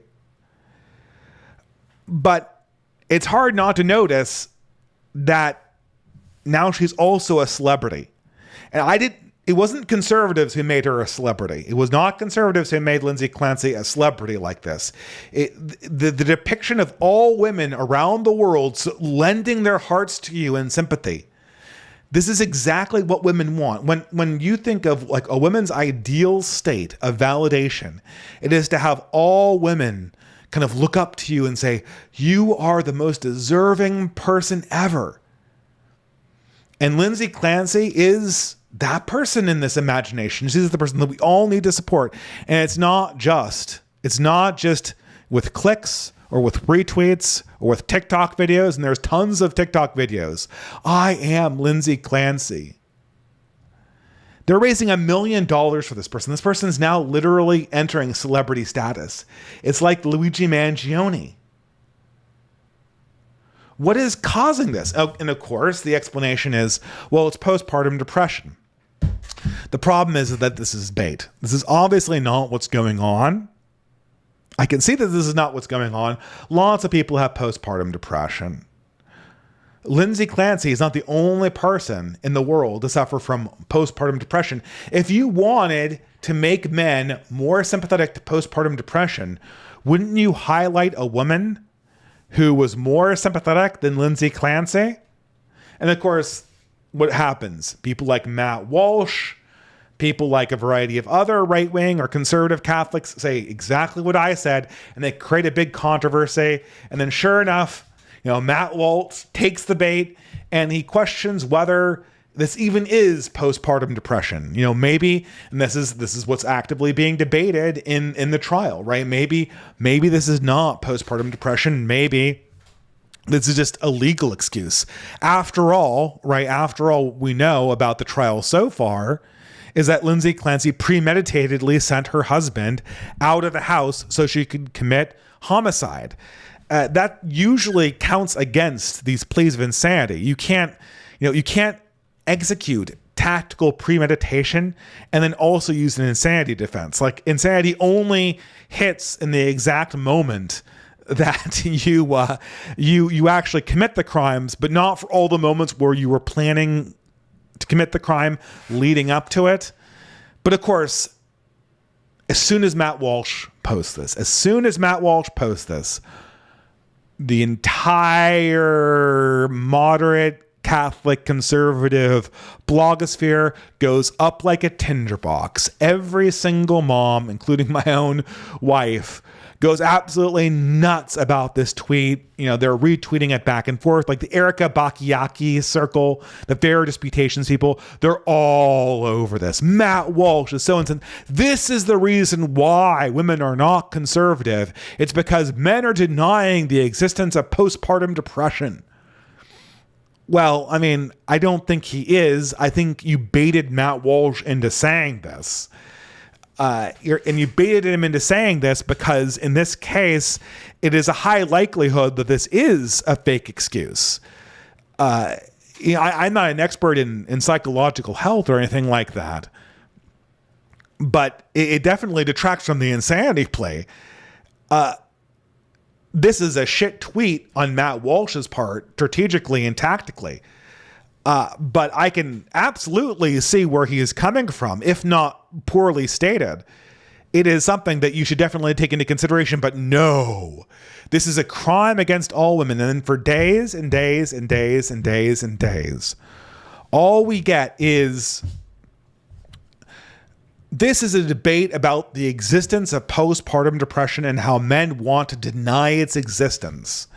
They want to deny us deny the existence. We're dealing with the debate we're having is postpartum depression denialists, and Lindsay Clancy is the hero of anti-postpartum depression denialism, right? So the lawyer on the opposite side is denying postpartum depression because he's trying to shoot down her insanity plea, and this is part of a large conspiracy of all men to hurt all women by denying the existence of postpartum depression. Yeah, and I kind of sympathize with this. I kind of sympathize with this a little bit. My wife is kind of on the same thing. Obviously, I wish Matt Walsh hadn't tweeted this out, but my wife is also furious at Matt Walsh's tweet. And for a while, I was thinking, okay, so what actually happened? Like, maybe this is what happened. Maybe there were a few psychotic TikTokers. And the TikTokers from early on were making all sorts of fever dreams about how Clancy's husband actually did it, how Lindsay Clancy is actually innocent, how Lindsay Clancy's husband was an emotional abuser. And, they're putting these all on their TikToks, and they're claiming to be Lindsay Clancy on their TikToks, crying into their babies, saying, I could have done this myself. Maybe that's just a very small percentage of women. Maybe that's just an irresponsible set of housewives who've watched too much true crime podcasts. And now they're just kind of having mental breakdowns on TikTok. And then more rational women kind of got sucked in this media cycle. And all they really care about is that we acknowledge that postpartum depression is a reality for women. Maybe it's just two different conversations going on.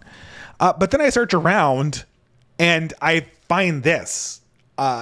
This is not a female TikTok influencer. This is Hannah Cox. She's one of the most prominent conservative, secular conservative influencers in existence. She is everywhere being retweeted by the Catholic normosphere, even though I think she might be a pro-choice conservative. She's certainly a secular one, but they're retweeting her takes left and right as someone who's standing up for women's realities. And you see her 7 days before Matt Walsh makes his ill-advised, untactical, bait-taking tweet. You see her spreading rumors that are absolutely false. Here she's alleging that Patrick Clancy, Lindsay Clancy's husband, emotionally abused her and was not a supportive father. Against all evidence, she's just making this up. She's just making this up to stir the pot. This is a professional conservative influencer. And you'll find, and you look at these TikTokers who are on the support Lindsay Clancy bandwagon. These are not minor influencers. They're in group chats. They hear what their group chat is saying. And then they think, what can I say to validate what the group chat thinks? I cut this tweet off so that you could kind of read it, verify that what I'm saying is true. But if you just look down on this Hannah Cox tweet from last week, or from like 10 days ago even, right? You'll see that there's like a huge community note section attached to it. All of this stuff is verifiably false that she's claiming. The tweet's still up. And people are retweeting this. They've created this total phony baloney narrative about how the husband who had his children murdered is the real villain of this story. And the reason why they're doing this is because their group chat wants this. They want to have this validation. So they're feeding the algorithm. I can't think, there's tons of things like this, but it goes to show exactly what we're dealing with in this. And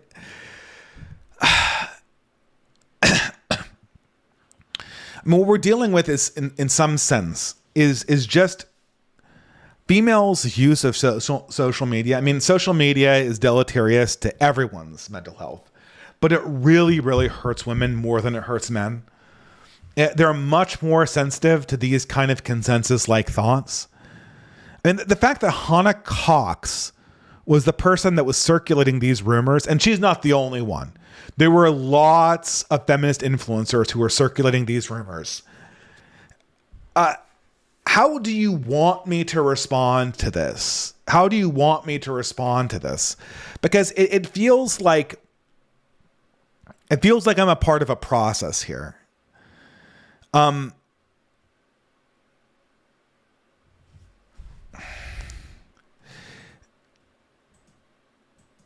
It feels like I'm part of a process. And this is one of these things. I don't know how to deal with it. I don't want to get angry at Hannah Cox. I think that she's a terrible commenter and she should retire. She would never admit this, but she's the same thing as Candace Owens is. 100%. She has absolutely no integrity doing this and not taking that tweet down after she knows it's false. And then getting outraged at Matt Walsh for being on the opposite end of this and blocking people for correcting her. But this is part of this machine that's going on, this female group chat brain. And it works like this. And I don't know how to stop this machine when women have access to both social media and politics. Social media gives them more validation than can ever be replicated in real life. And Politics makes it so that their self-affirming validation is impossible to ignore. I mean, case in point, like, let's go back to this whole thing. I mean, what am I worried about? Like, this is what my wife asked me, right? Like, why do you, this is what they always say. And I respect my wife, right? But this is a good question. This is a good question. Why do you care that we are sympathizing with Lindsay Clancy? Why do you care that we're sympathizing with Lindsay Clancy and outpouring all of this validation on her? What skin is it off your nose? The trial is already ongoing. She's not going to get found not guilty. They've already admitted that she murdered the children. So she's going to go away for life. And really all we're arguing over is whether she'll be in a prison cell or whether she'll be in a mental institution. That's all we're arguing over. So it's low stakes for this. So why do you care? Well, the reason why I care is now there are a bunch of women saying, I am Lindsay Clancy. And they're saying she's just like me, and they're talking about their desire or their feelings. And a lot of women feel this. They have this desire to hurt their own children when they're in the depths of postpartum depression. This is a thing that a lot of women go through. I'm not minimizing this or saying that it's not something that doesn't need treatment. But they're saying this on the back end of this image. This is the image that I'm worried about. All women want to be the most deserving one, the one that deserves all of the attention. All of the attention in the world is on you right now.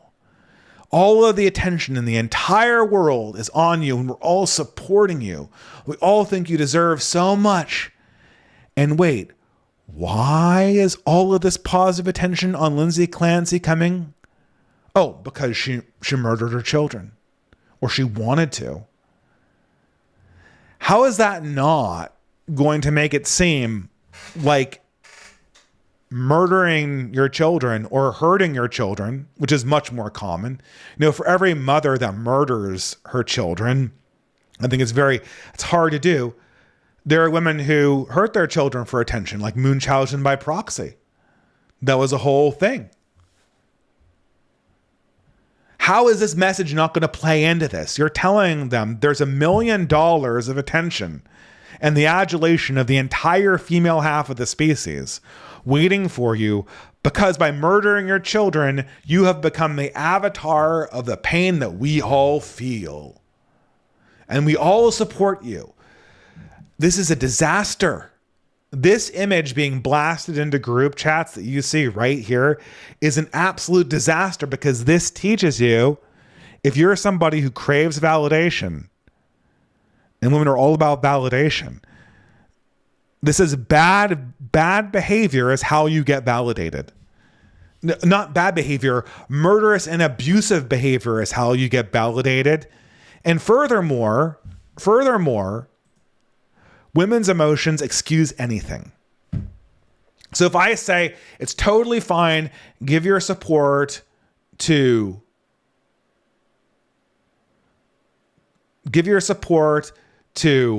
Lindsay Clancy, I know that I'm feeding a cycle that's encouraging bad behavior. If I say, no, you can't support Lindsay Clancy because she's a murderer, then I'm minimizing the emotion that all women share in common with her. Okay, I guess I will do this. You know, it's kind of ironic, you know, that we're talking about TikTok brain now.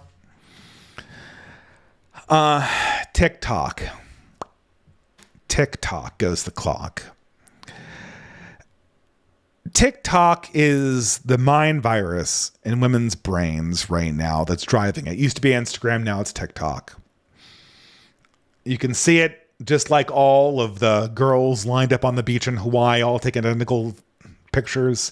As far as the eye can see, the tripods go off onto the distance. You know, there's more girls snapping Instagram photos of themselves next to this glorious sunset than there are couples sharing a romantic walk. And there better not be a bunch of romantic couples sharing romantic walks, because that would ruin the frame. However, TikTok is the one that started it off. And whenever I hear the words TikTok, I think of this brain dead song by this artist called Kesha that came out roughly around 2009. It was just after the election of Barack Obama. Now, this is a very pivotal song in my pop culture imagination because it signaled to me kind of a changing of the guard or a turning point. Now, obviously, Kesha is this brainless, slutty pop star, brain dead. That's the point of her song. TikTok is how she gets drunk and is slutty and, just acts like a spoiled brat. That's the whole song is just about that. And the song has like a really kind of good, it's horribly cliche at this point, but at the time, when sort of the more electronic music wasn't so played out as it is now, it had kind of a good dance beat to it. And feminism hadn't really kicked up yet. And people, Barack Obama had just gotten elected. And, my millennial generation was seeing the revivification of the kind of slutty pop star. Now, of course, us being older millennials, we all remembered how this worked in high school. Now, in high school, we were all really into alt rock around 1998, 1999. Some people were really into punk and they were purists for that. Some people like myself were kind of into, stupider stuff like Midnight Oil and the Smashing Pumpkins. I didn't listen to all that much rock in high school. It wasn't until like my senior year that I really got into it. But, it was something that we were purists.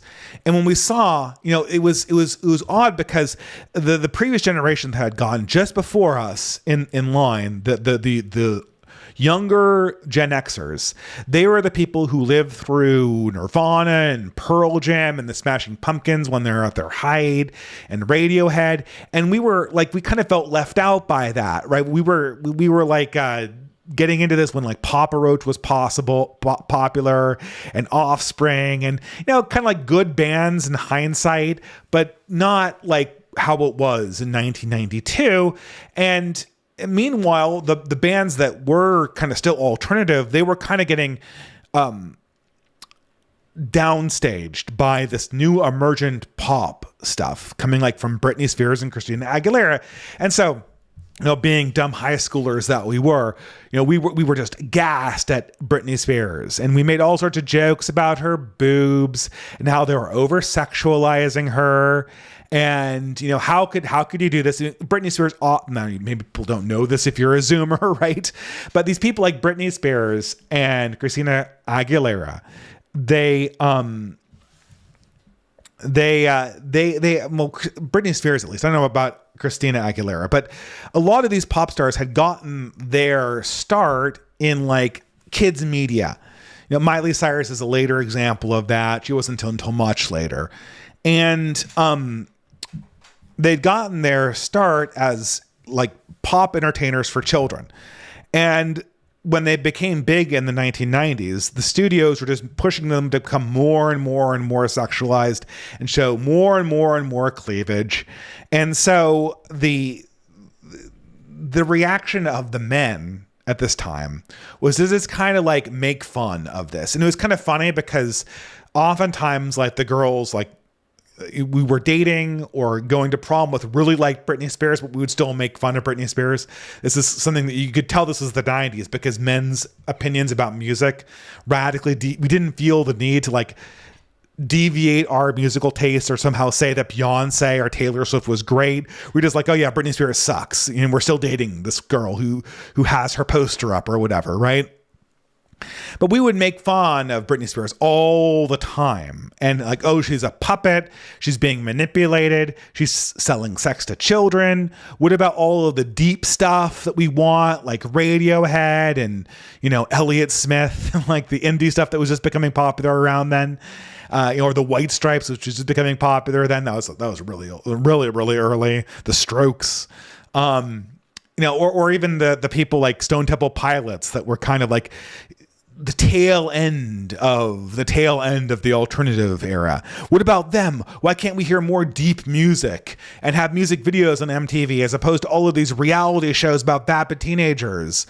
And, you know, we all remember kind of scoffing at that. And then come around 2009, which is about 10 years later, we all kind of looked back on our high school selves and kind of felt like, wow, we were really cringe. Music is just music, man. And if it sounds good, it sounds good. And Radiohead is good because it sounds good. But also Britney Spears is good because it's just like happy fun time music. And let Britney be Britney and let all these things go. And so then when like this new crop of like these slutty music people showed up, like, you know, the reinvention of Miley Cyrus and Kesha and all this stuff. When these new crop of blonde slutty pop stars showed up, we were like, oh yeah, sure. Like, let's go. Like, we shouldn't, objecting to it was cringe. Objecting to it triggered a counter reaction. So we should just let it go. Like, let Britney be Britney. Like, liberate Britney, liberate Kesha. Let the pop music flow. And you know what happened? Well, what happened was pop music took over everything. You know, the pop music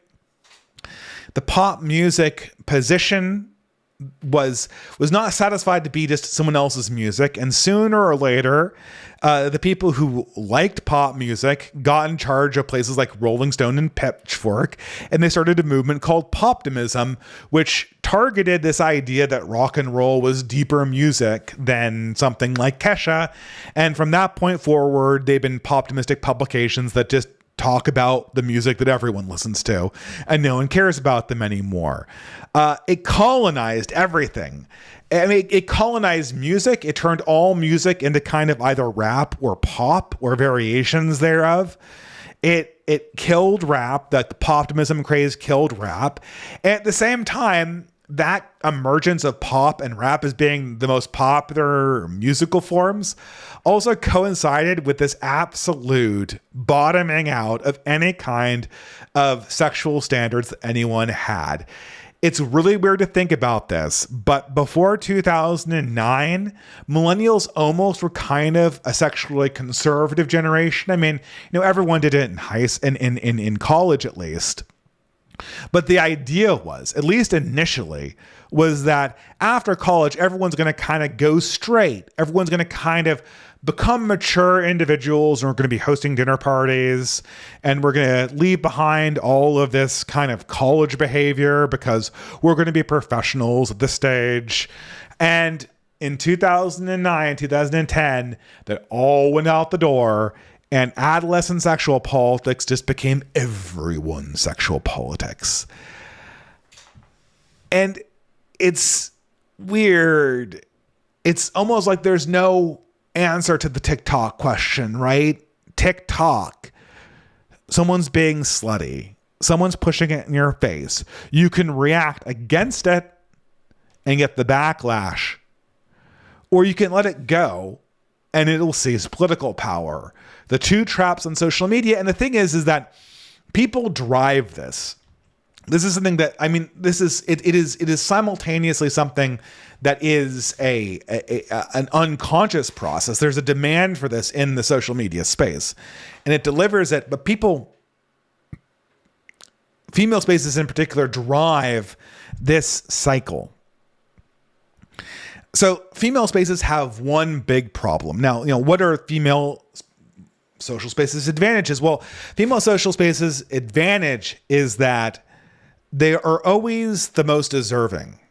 Like, whenever there's a question of who should get resources of any variety, who should get dispensation, who should get payouts, the female social spaces always are the ones that come in first. They are always the most deserving of attention or of resources generally. The problem is that they're also really boring. Female spaces in and of themselves are very, very, very, very boring places. They're consensus driven. Everyone is super agreeable. They repeat points again and again and again and again and again. And even the women in the sphere's brains seem like they're going to fall out. So where the constant attempt is to somehow loop in other people into a female conversation and then win it. That is how that is sort of a cycle that female social spaces want to take on. Now, the usual exchange is this. This is the usual exchange. You invite the men over, and then your space, your party becomes immediately more interesting. Because you have men with resources at your party is more interesting because the Commodore is there, because the businessman is there, because the very important person or magistrate is there.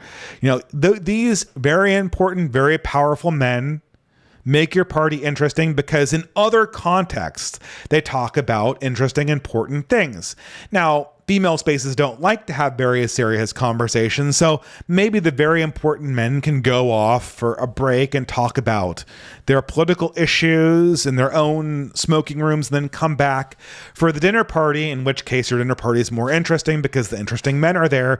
And of course, because women deserve, this is an exchange, right?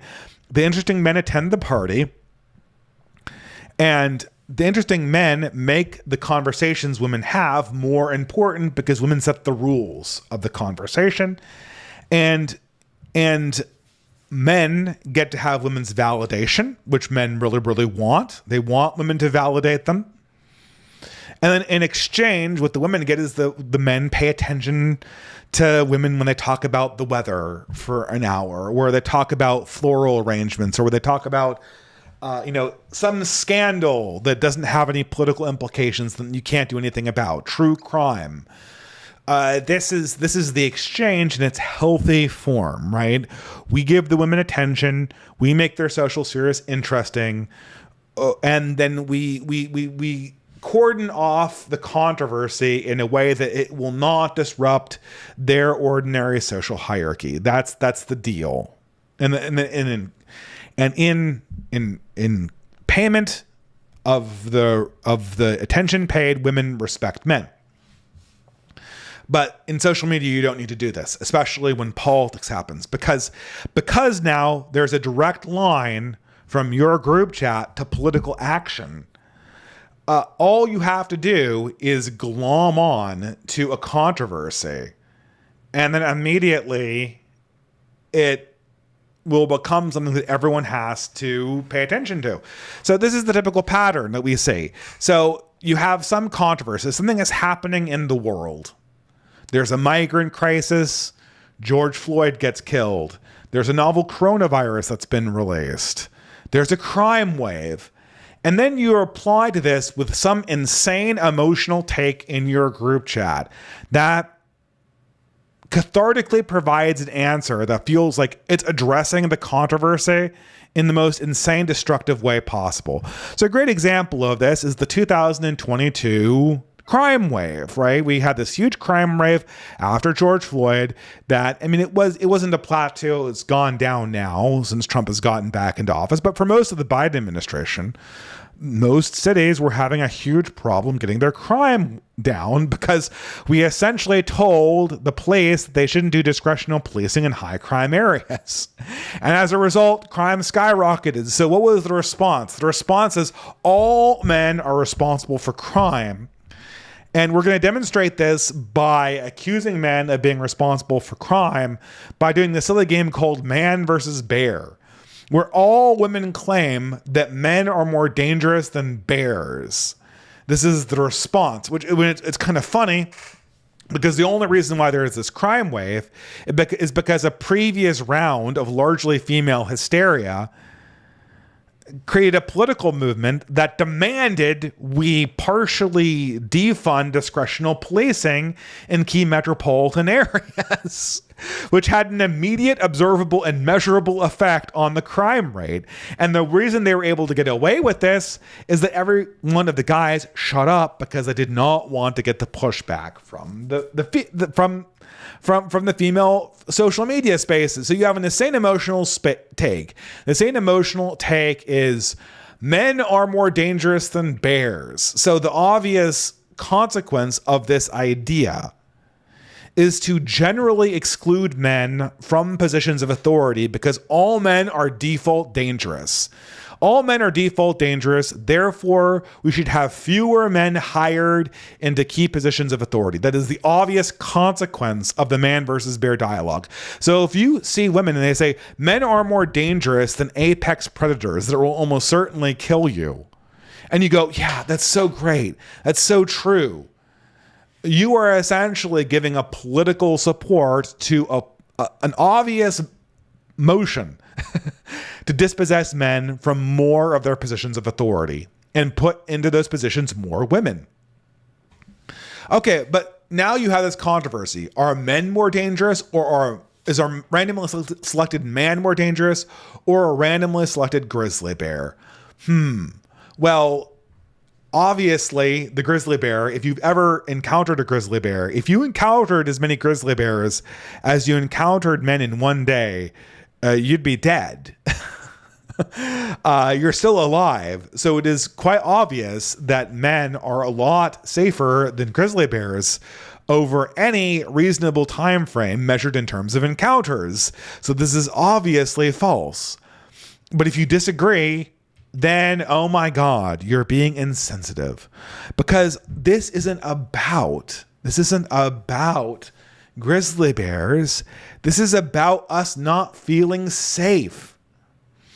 And of course, the natural escalation is woman hurt, man bad. So now that you're not respecting our feelings by disagreeing with the insane emotional take, now suddenly it's about men versus women. And of course, women always deserve more and men are always the violators.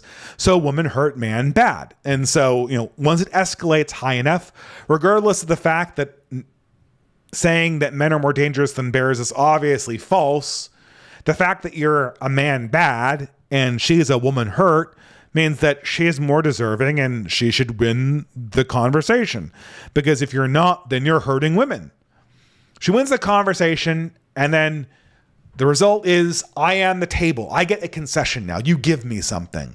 This is where I hold my hands out and you give me respect, or you give me validation, or you give me a political policy that I want enacted in law. And if you've already conceded the conversation, then you just have to give it to them. Or I don't know, hope they forget about it, I guess. But don't worry, right? Because what's going to happen? What's going to happen when the consequences of the crime wave happen, or the consequences of the COVID pandemic happen, or the consequences of transgenderism happen? What's going to happen? Well, we're going to suddenly forget it. We're going to suddenly forget it. We're going to suddenly go back to, man, wasn't woke one crazy? That was crazy, wasn't it? Wasn't woke one crazy? It was just... What are you talking about? College was a really crazy time for me, wasn't it? Wasn't that a big crazy thing we all did back in Woke One? Alexandria Ocasio-Cortez, preparing for a presidential campaign, suddenly becomes a victim of her own political ideas. Man, it was so... Don't you remember back in 2022 when it was so crazy, the things that I was saying? That was crazy. Yeah, AOC, you were really crazy back then. Can you even tell me why you were crazy 3 years ago when you were proposing all that insanity? I don't know, man. Woke One was crazy. That craziness was something that happened to me. It was like, I don't know, like Woke One was like postpartum depression. It just kind of happened to me. And then I came out with all these insane policy positions, like let's open the border to millions of illegal immigrants. Let's defund discretional policing and keep metropolitan areas. Let's castrate children with chemicals that are not reversible. Yeah, all that was crazy. I remember that. I remember how crazy that was, AOC, because you were the one being crazy.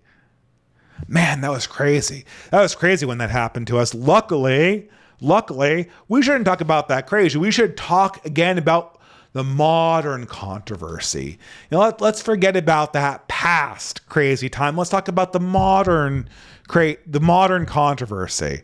I think my group chat has some very valuable feelings that they're feeling about this modern controversy, and then the cycle continues. The cycle continues. And I don't know what to do with this. the way that you deal with this, there's we can probably move on to the next slide here.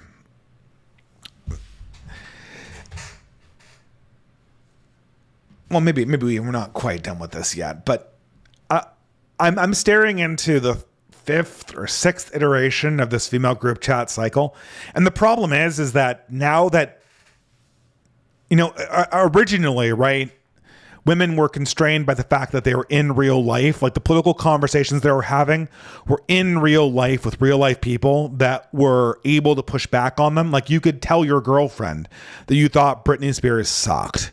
And if anything, she would feel embarrassed about having a Britney Spears CD.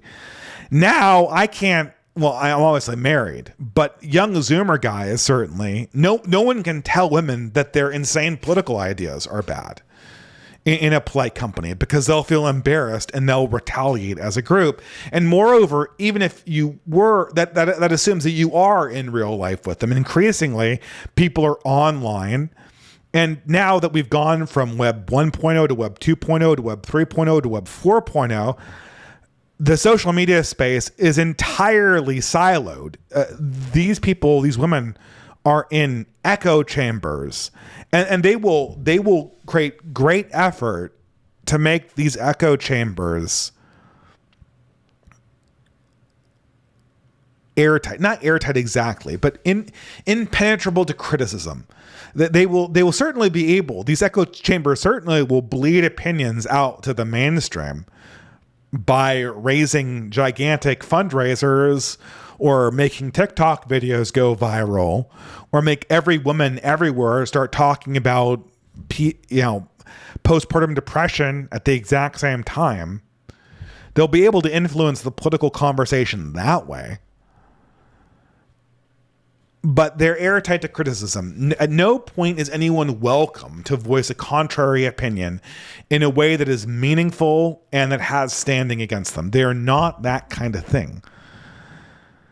And so what you've created is this cycle of insanity that's getting tighter and tighter and tighter. I don't know how to. I mean, there's really only one take, and this is something that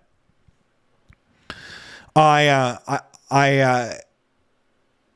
when I say it's all one thing, what I'm saying is that these kind of social media cycles, these kind of destructive, degenerate social media cycles, where no good ideas come out of them, and only drama comes out of them, and only insanity comes out of them, and only money for people like Hassan Piker and Zoran Mamdani come out of them. We're about to have our countries ruled by what are essentially scammers, third world scammers. They're not communists. I'm not giving them that. They're scammers.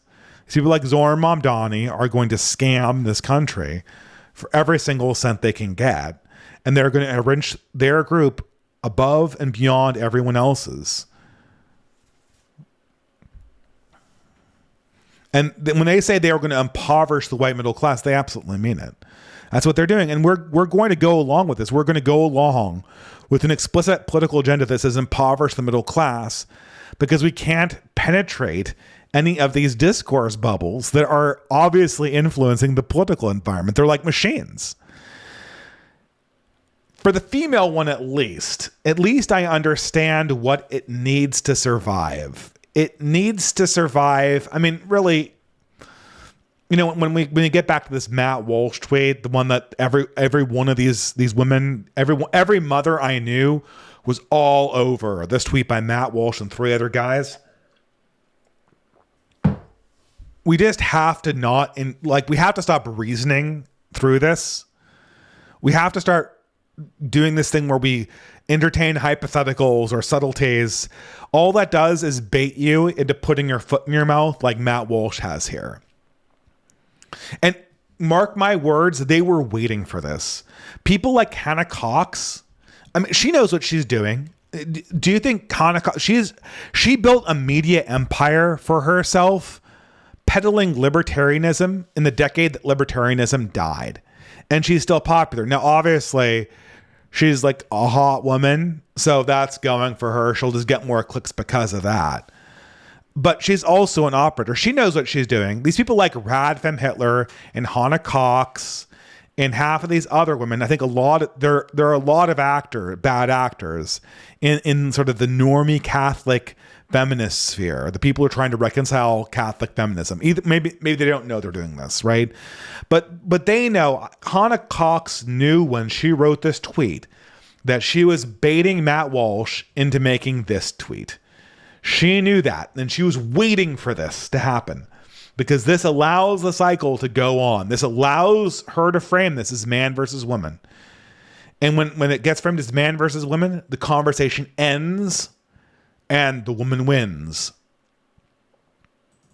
And it's not like the woman wins. Like if this were all out war, if our society had completely fallen apart, if all we were doing was organizing people and operating as people who were taking actions, these female group chats couldn't get shit done. They are incredibly ineffective at doing anything other than following algorithmic trends. But insofar as dominating social media and influencing politics through social media, they are virtually unstoppable. And given all of the advantages society has given to women, there's no end run you can do to restrict resources from them. The only move I can say is just to call this out as insane and move on, not have the conversation. Just to veto the conversation, deny it its relevance. And even that's hard too. Because while we sit here talking about how AOC and Hassan Piker and Jason RD are not relevant, they rule our institutions. They're getting all of the money handouts from the government. We pay taxes, they collect it. And their conversations dominate. But they can't be interesting. I'll say that at least. They can never be interesting. They're just not interesting. And they're interesting in the fact that they're executing a con. You know, Jason RD, I thought he was a con artist. Now I think he's just a child. Like, you know, a mental child that got caught up in the wrong thing. It's like letting a child drive a jumbo jet and having him kill people. I'm not doing that to excuse it. I just think that the blame lies with the people who appointed him, not him. He was transparently a fraud. But we're being conned. I mean, there are a few people here that are actually sitting on the back end of this collecting. They're the people who are now in charge of the university system, of which now it is a giant patronage network. There are the obvious victors like AOC and Hassan Piker and the variety of DSA candidates that are currently winning. Obviously, the economy is tits up. There are very few jobs. Nobody is going to stand against socialism because Joel Berry told them they could dumpster dive for Brussels sprouts. That's not happening. They're the only one with a coherent vision that's even plausible for the long term is the socialists. We win by having a long vision of how we get out of this mess. That's one thing that female group chats cannot generate. And the sooner that we call them out for what they are, this is a drama cycle. If it was not for Lindsay Clancy, would we be having a big conversation about postpartum depression right now? If it wasn't for Man versus Bear, would we be having a big conversation about street crime in 2024? I mean, we had been trying to have a big conversation about street crime for 3 years leading up into that. And all of a sudden, now we have Man versus Bear to turn a conversation about actually managing streets into a conversation about how men are bad. Brilliant. But none of these things are politics. These are not political conversations. These are emotional self-validation areas of the internet. You know, what do all the women say in the ex-progressive women, the women the TERFs. I'm politically homeless. I'm politically homeless. I'm politically homeless. Yeah, you're politically homeless, and you always will be politically homeless. You always will be politically homeless because your ideology is incoherent. And the second you do have a political home, you'll destroy that home to fuel your group chat drama. The same thing is true for all of these prestige university systems. Oh, we're just trying to pursue the truth. We're just trying to form good individuals. Well, the people you're forming are not elite.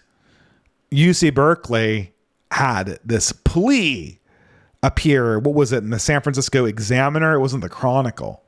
These Berkeley professors wrote an anonymous group letter. UC Berkeley had gotten rid of standardized testing for a few years. Surprise, surprise, because of woke one was crazy.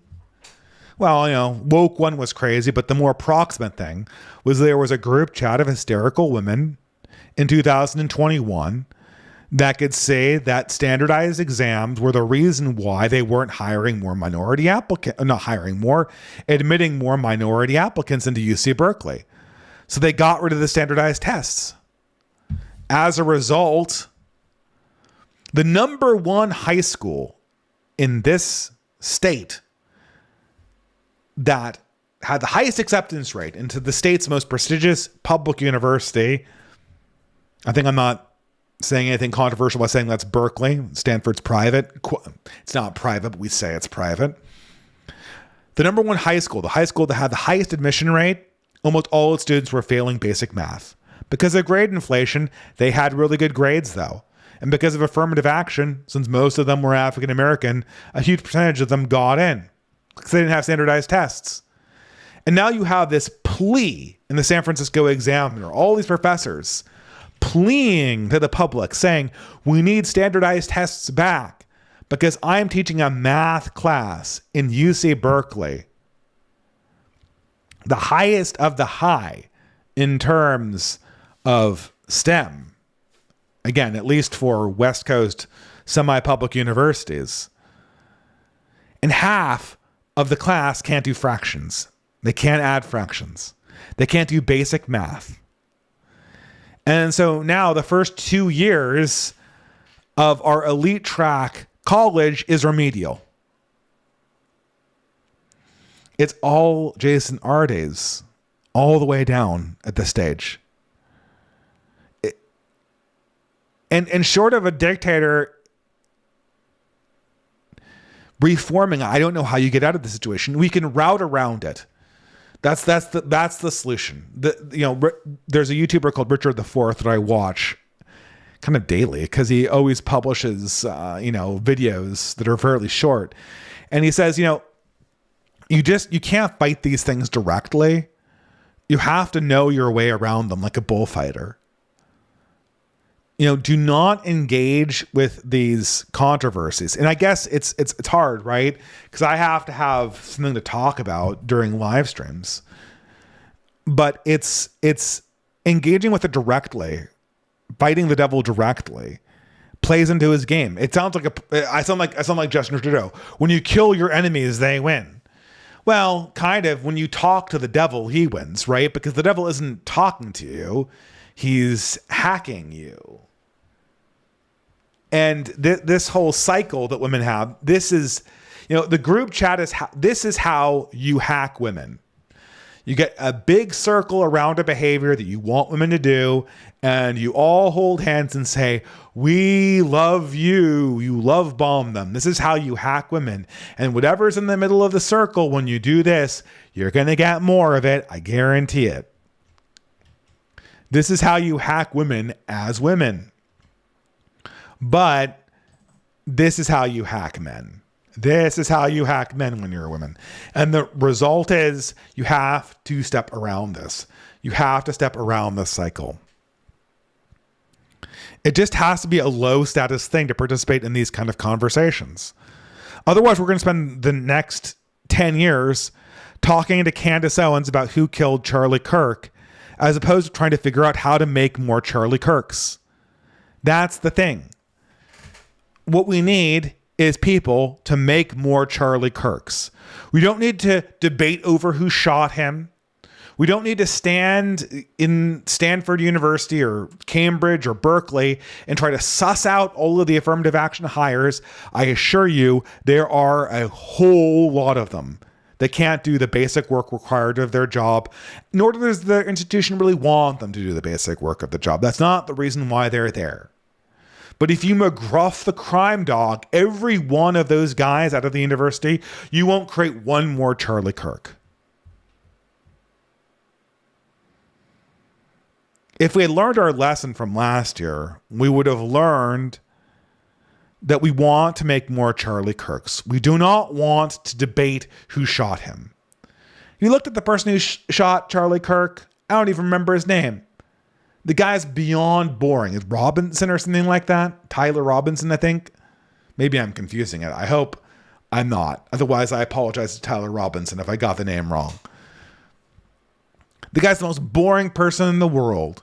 He had an interesting childhood, learned how to shoot, but then the rest of his adolescence is just him spending time on Discord gooning. And he gooned himself to the point where his Discord server convinced him to assassinate a person. The most boring person ever. And we have our greatest minds. I don't know if I'd call Candace Owens the greatest mind, but we have people who should be capable of doing better, pouring all of their attention into debating the bullet trajectory from that very boring man's gun. We're not doing what we need to do. And I think we know what we need to do. People poo-poo parallelism. It's just the thing that's right in front of us right now. We need parallel institutions to execute a one-stroke regime change. That's the only way around it. You do not have the elite to do that. Why do you think assassinations are so devastating for the right wing? Because we need our leaders desperately. We need leaders that actually do things and that can communicate in concise ways desperately. You know, there are several excellent articles about this. Someone who's been kind of hitting it out of the park recently, in addition to Johan Kurtz, who I mentioned earlier, is John Carter from Postcards from Barsoom. And I like the guy, and he's had some good speculations about regime change and how you could accomplish it with like swarm technology and all this stuff. The problem is, he was on a podcast with Russell Walter, I think, and it just shows it kind of showed to me just the limitations of materialist thought to a certain extent. John Carter is obviously secular, not obviously, but he's a secular guy. He respects religion, but he has the same complaints about Christianity that all the other pagans do, which I politically agree with his criticisms, but I think he's mistaken. He's mistaken the political corruptions of the church for the church itself. But him and Walter Russell were talking about the problems, and he said, well, everything is sort of the inevitable consequence of technology. And so technology got us into this problem. Only technology will get us out. So we just have to wait around for technology. Well, he didn't say all we have to do is wait around for technology. John Carter did not say that, but that's the implication. This is all inevitably the effect of technology. Well, I mean, in a sense it is, right? We wouldn't have female group chats without social media. We wouldn't have the huge economic displacement without LLM technology. We wouldn't have all of these other problems without jets and oil-driven economies. We wouldn't have the debt crisis without fractional reserve banking, which itself is a kind of technology. But I mean, saying that all of these political decisions we have in front of us it's kind of a cop-out, in my opinion. I mean, for instance, certainly alcohol is a technology. And we know that when they got into contact with alcohol and diseases, there was just a certain amount of death and destruction that was naturally going to happen to certain Native American tribes.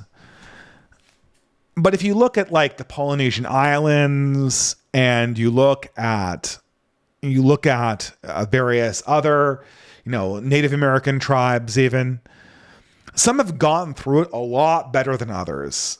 And the reason why some got through it better than others is because of certain political decisions they made with how they reacted to this technology. Lee Kuan Yew in Singapore, to somewhat vary my examples ethnically, he could have ended up as another South Asian basket case country. Instead, he didn't. The people of Hawaii could have shared the same fate as the people of Tasmania. The people from Tasmania that Cook met, almost all extinct now. And the people from the Polynesian Islands, definitely mixed, definitely a little bit displaced, but they're surviving and they've got a concept of themselves. There are different ways you can play this game. And it has something to do very much with attitude and spirit and direction and will. All of these things that materialist language has a very difficult time describing and dealing with, but that spiritual language immediately links you into. And that's where you have to start with recognizing the spiritual reality of the crisis. It is not the group chat that is the problem. If you gave group chats to women and men in 1890, I guarantee you we'd have none of these problems. Because men would use the group chat more effectively than the women would have, pardon me. If men used group chats, if they thought about it and decisively used the group chat technology, just like the invented 30 years ago social media technology that all the Web 2.0 stuff is based on, none of the LLM stuff, we can get to that later, but if we just use that technology to its fullest extent, we could completely solve our problems with the female group chat brain, the social media cycle, the destructive progressive impulse towards degeneration. The reason why we haven't is because it's hard.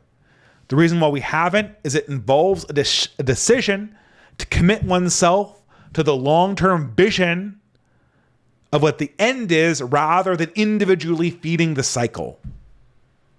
Why on earth would anyone get into a conversation with Candace Owens about who killed Charlie Kirk and pay her $300,000 to do that?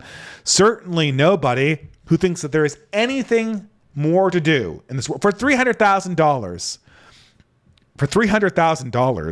you could hire for a year 3 Zoomers. 3 very talented Zoomers to do all sorts of things inside your organization.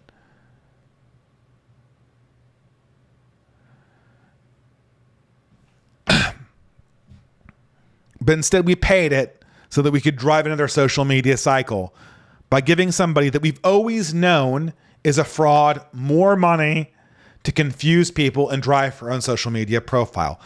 The reason that we're having the problem is not the technology, it's how we've decided to use the technology. And we're using the technology incorrectly because we've totally degenerated our value system. At some point we have to decide the movement is more important than the social media market. That was something, I forget who said that. Was it Kevin Diana again? I'm pretty sure he's quoting Sam Francis. He says, the left wing is a movement, the right wing is a market. So for a right winger, your job is to sell media clout, to get money from old people to sell media clout. For left wing, it's to move the political alliance forward that much more. And they honestly believe that. And that's why the left wins, because they're a movement and we are a market. Now, look, we're not only a market. That's changing. That has changed. There are small movements within the current right-wing space. When I look at people like the Lotus Eaters in Britain, when I look at the OGC or the Exit Group or Ridge Runner or all these other organizations, you could disagree with how they're being managed or their priorities, but these organizations are being run for the movement and not for the market. They're people who've dedicated themselves to this vision. And that's a spiritual, I mean, like you could say, oh, it's an emanation of material. I don't want to get into chicken and egg causations about this. But you cannot describe the difference between a medium market and a medium movement without linguistically, at least, embracing a certain kind of recognition of the power that spirituality plays on top of the technological substrate. The group chat hits differently to a people that's unified by an ideology and a motive to conquer than it hits for a people who's locked in onto generating themselves in self-reassuring group chats. It hits different. What I'm doing, what Candace Owens is doing, is fundamentally different. It's not just because she's wrong about Charlie Kirk.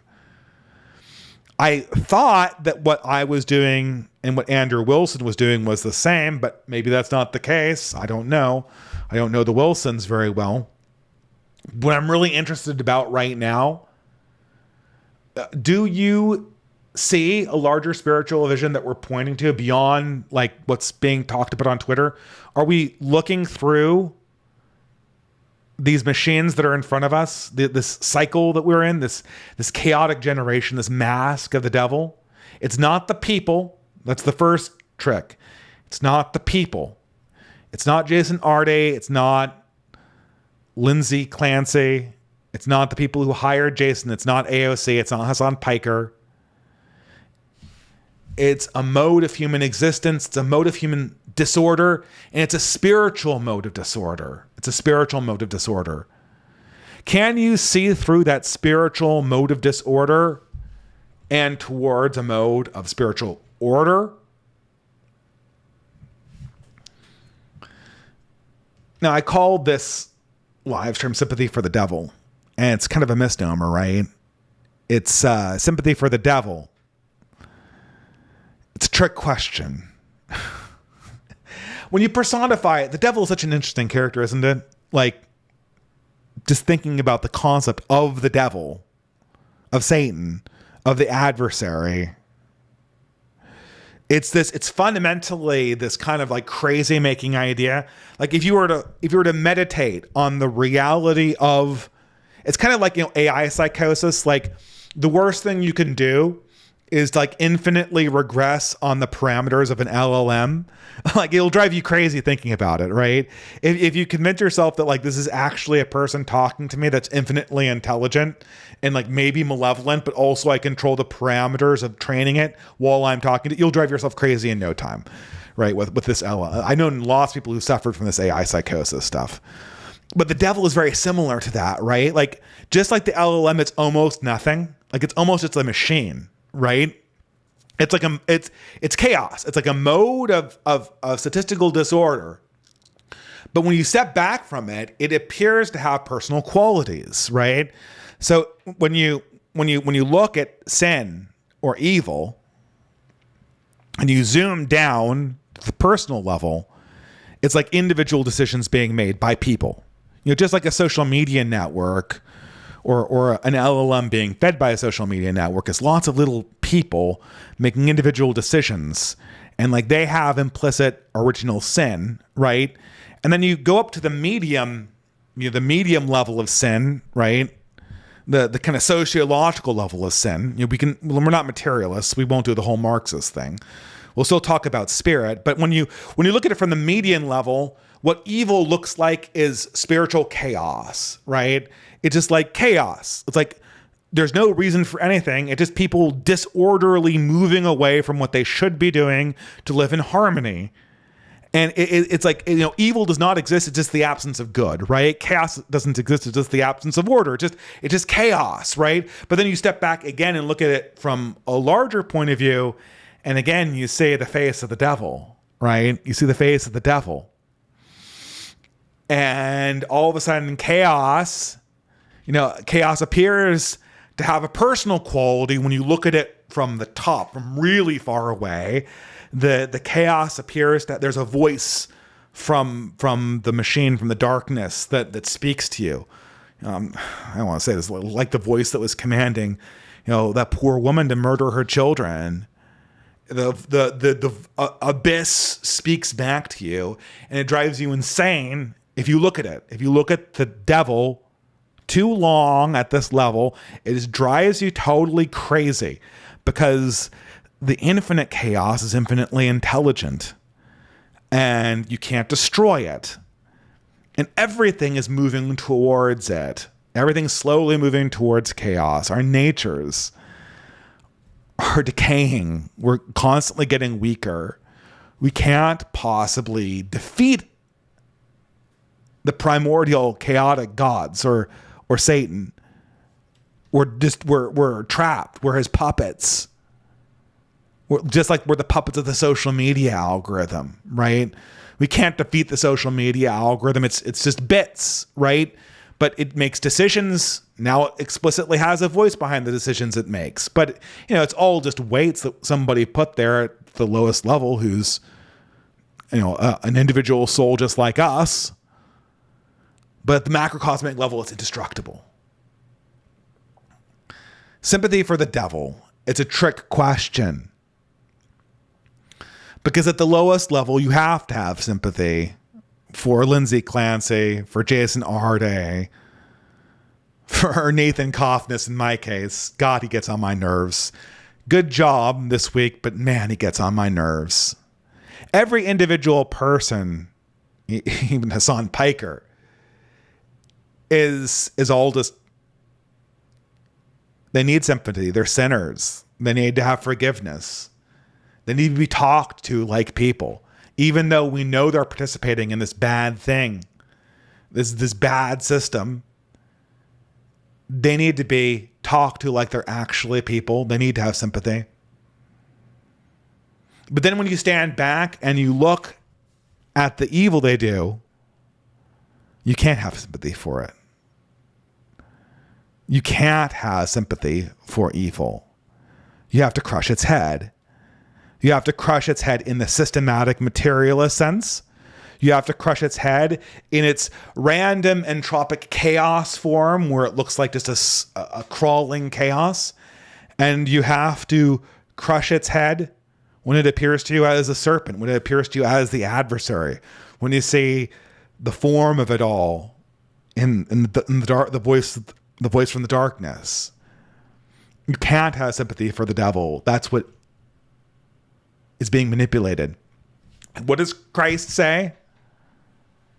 What does Christ say to Satan? Very, very famous line. Get behind me, Satan. Isn't that always kind of like the weirdest thing?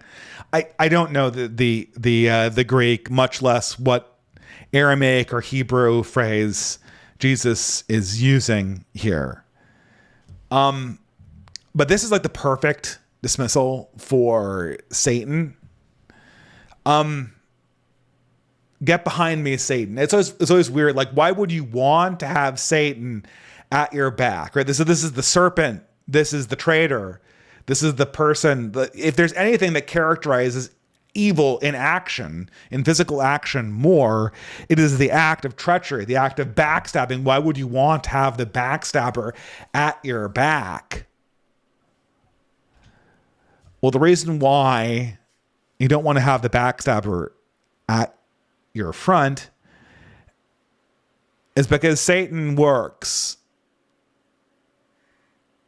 to a large extent by fascinating us, by holding our gaze. It's a basilisk. In order to take action against evil, Jesus has to hide his face from evil, because the evil paralyzes humans. Like, not unlike serpents, right? They're paralytic in their gaze. The gaze of the serpent paralyzes its prey. With fear, with incomprehension, that's just what evil does. The more you think about it, the less you can come up with any useful actions, but you can defeat it. I've seen it being defeated. We've seen other people defeat it. I guess it has to start with kind of looking at what we've learned the last year since Charlie Kirk died. If there's one problem I wish I could solve, it would be the women problem. There needs to be a way to handle the insanity of the group chat without constantly falling into these cycles. The only way you could do it, I think, is to say, get behind me. Sounds like a mean thing to say to a woman that you love. But that's really what I want, right? I want this problem that you're bringing to me to not be in this place. The way that it is presented is chaotic, is evil, is wrong. We can take actions to fix it, but really it's only our actions that should be speaking, not our discourse. We're not going to debate over the minutia of exactly who's more evil than who, and who we need to be angry about, and where we need to be going, and what words are communicating implicitly that we didn't even mean to say. I think Charlie Kirk was really good at that. You know, it's so funny, right? I never praised Charlie Kirk when he was alive. I said he had lots of charisma. But that's one thing, like he said a bunch of things that were kind of objectionable and mean. It's impossible to stay angry at the guy. You know, when he died, you know, the left tries to cover this up. Everyone was making videos about how Charlie Kirk was a piece of shit. And now again, like by this time this year, they've all forgotten they made those videos. Woke One was crazy, guys. They've all done that to these videos. But if you go back on like Thought Slime's channel or what Michael Burns' channel or any of these other leftists, you all find like Charlie Kirk wasn't a good guy. He was a piece of shit. You know, I denounce murder, but he was a total piece of shit that, you know, probably didn't deserve life or something like that. You know, implicitly said. But they made those videos, and those videos were well watched because they were unbelievably controversial. They were incredibly convincing. Because Charlie Kirk, even when he was courting controversy, had this magnetism about him. And the reason why he had magnetism was that it was obvious that he was a man of action. You know, Andrew Wilson is probably like one of the best debaters out there. He does the frame game masterfully. But the problem is that he's really got to get away from this. He really does. Because after doing this for 3, 4, 5 years, great. You know, I'm really glad that, you know, we have mutually assured destruction with this Destiny talk fast frame game, never concede a point, debate bro type stuff. You know, it's useless for convincing people. And more than just being useless for convincing people, it also makes it sound like you're this kind of passive person, right? The big problem with Andrew Wilson in that debate, and I'm not saying he can't fix this, you know, I'm not an Andrew Wilson fan, but I also don't want, just like Nathan Kaufness, right? The guy has achieved something, and I don't want to take that away from him, right?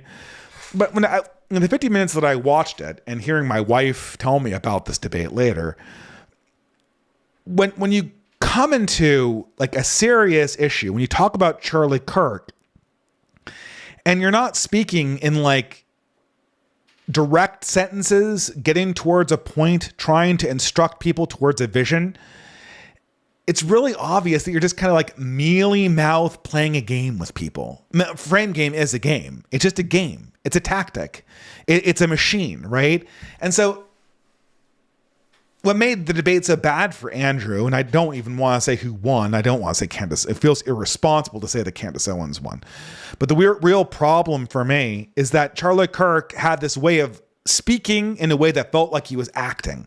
So even when he was saying something that was controversial or didn't play well in clips, it was really hard for his enemies to use that clip compilation and make him look like an evil person or a person because he was just so forceful in saying that.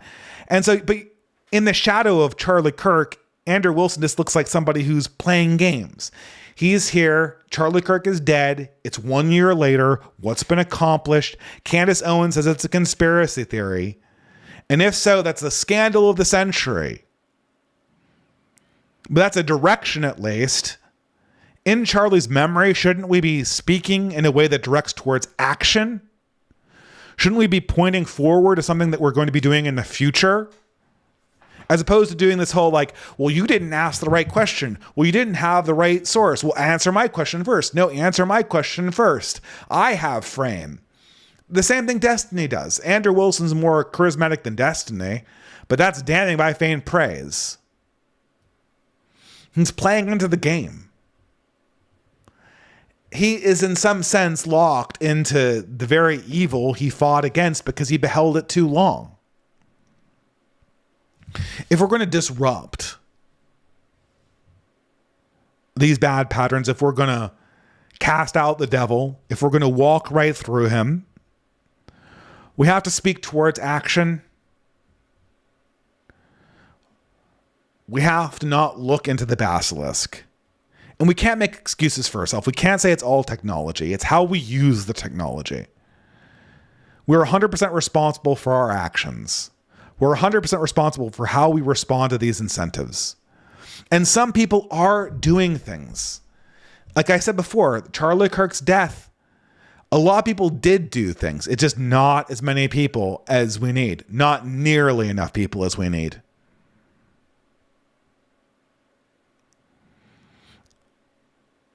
And I think that that's really where we find ourselves.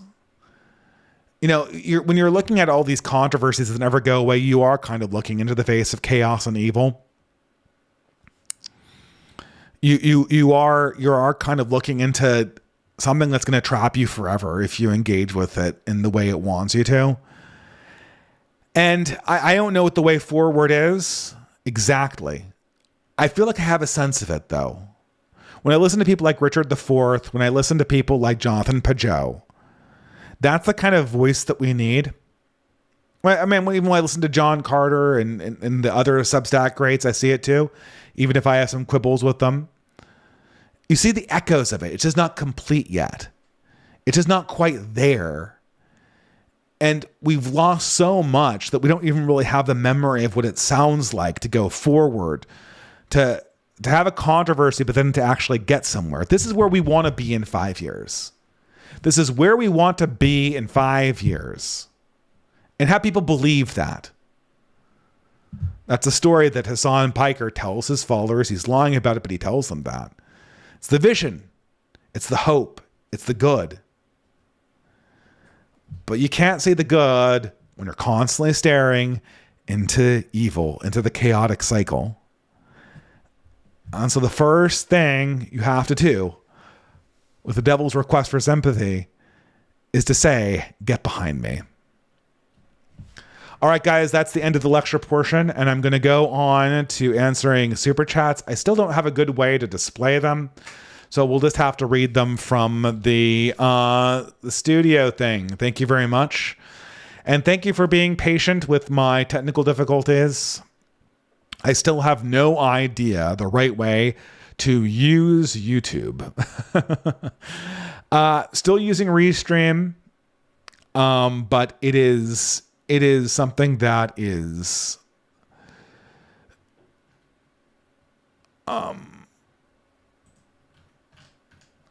something that is difficult considering how the algorithm has changed. Let me just pop out the super chats here. Oh, before I forget, so there was one super chat that I forgot to read, and I need to get that here. Okay. So from last time, I had a super chat from one unnamed person. You know who you are. I can't obviously say your name since I'm not so sure if this is a screen name or not.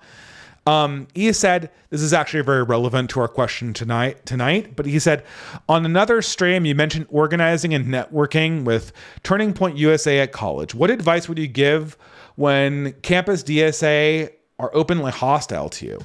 Well, I would welcome, I think, look, I mean, Turning Point USA is a great start. They're just not doing enough. Turning Point USA should be thinking more along the lines of what organizations like the Old Glory Club are doing. They still, even a year later after Charlie's death, they still have an enormous amount of momentum behind them. And I hate to say it, they're wasting a lot of it. But if you're a college student who's on campus, why not? We want the hatred of the DSA. Admins are still wet noodles, and they're still sympathetic to the left. But they know that they can't have them openly aggressing on you. That in the Trump administration, that's dangerous for them. So I would advertise the fact that you're the opponents of the DSA. If you're any kind of right-wing organization, what you want to be more than anything else in this environment is to be the opponents of the Democratic Socialists of America. And the reason why is this. Okay, and it sounds counterintuitive. It sounds like, okay, well, aren't we accepting their frame by being their opposition?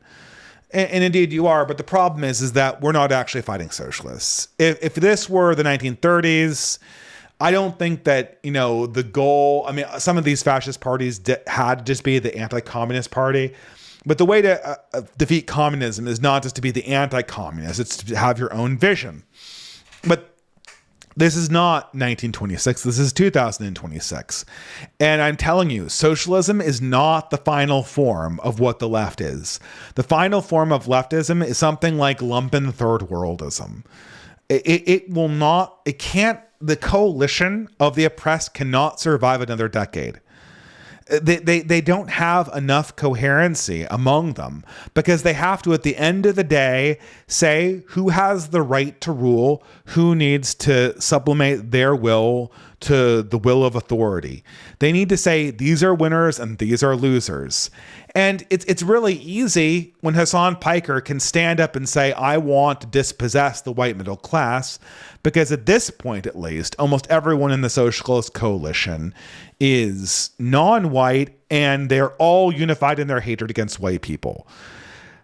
Can that last 10 years? Maybe, but it's going to be tenuous and it's going to descend into sort of rank ethnic hatred if it persists for 10 more years. It seems insane otherwise.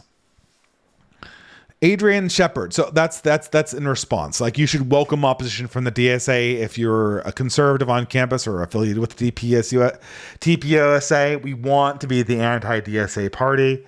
We want to take that mantle away from the Joel Berrys and Jeremy Borings of the world. We are the place for young people if you are not a member of the Democratic Socialist Party. Adrian Shepard for $5 says, is it fine to tell your church or normie relatives about the OGC? Also, what is the protocol for when someone tries to dox you and cancel you for it?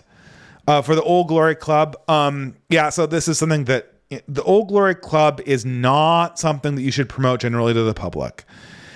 We don't put up stickers. We don't sell memorabilia. This is not something anyone should be doing.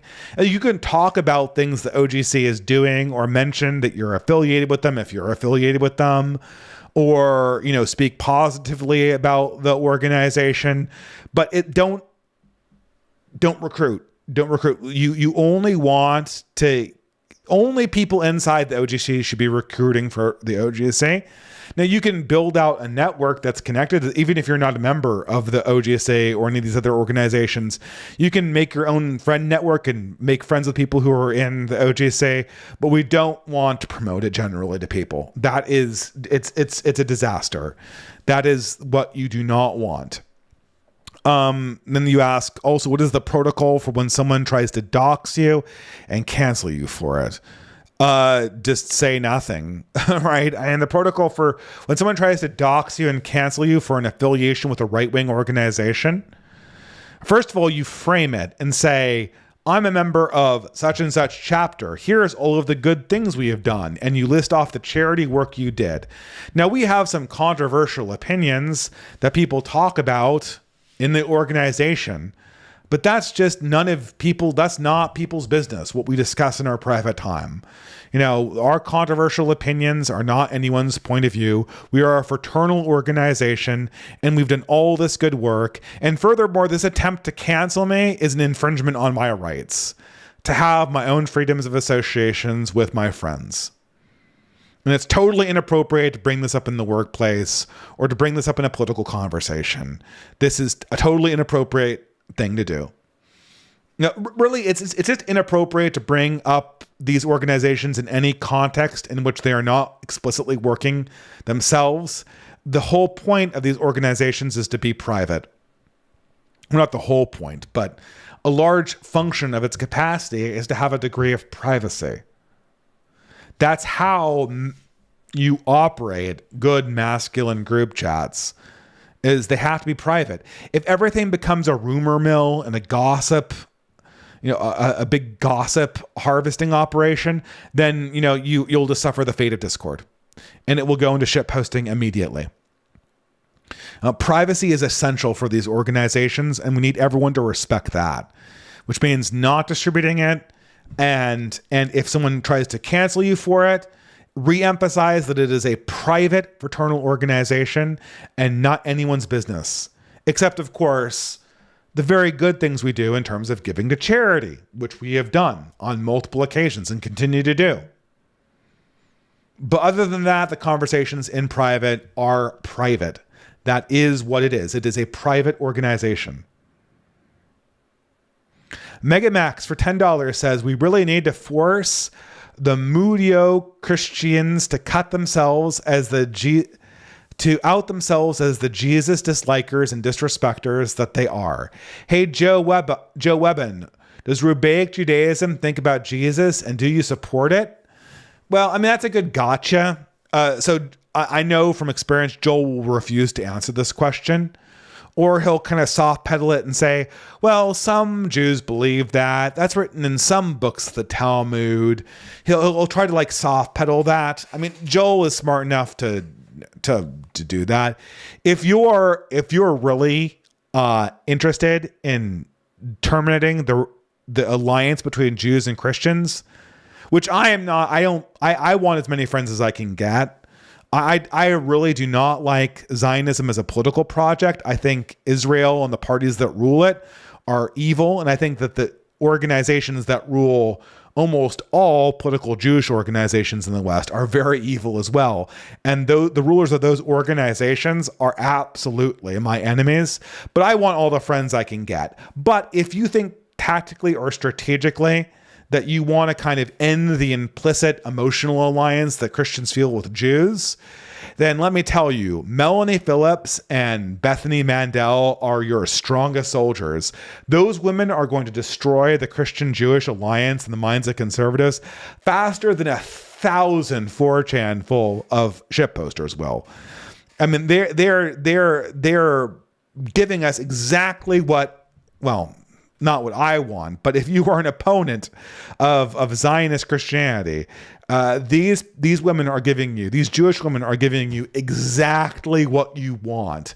This is a gift for you, and it keeps on giving the more they tweet. So I would just retweet everything Bethany Mandel and Melanie Phillips have ever tweeted. That would be my advice to you. Become their biggest fan. Promote them far and wide. Promote a Zionist. End Zionist-focused Christianity. It's a win-win situation.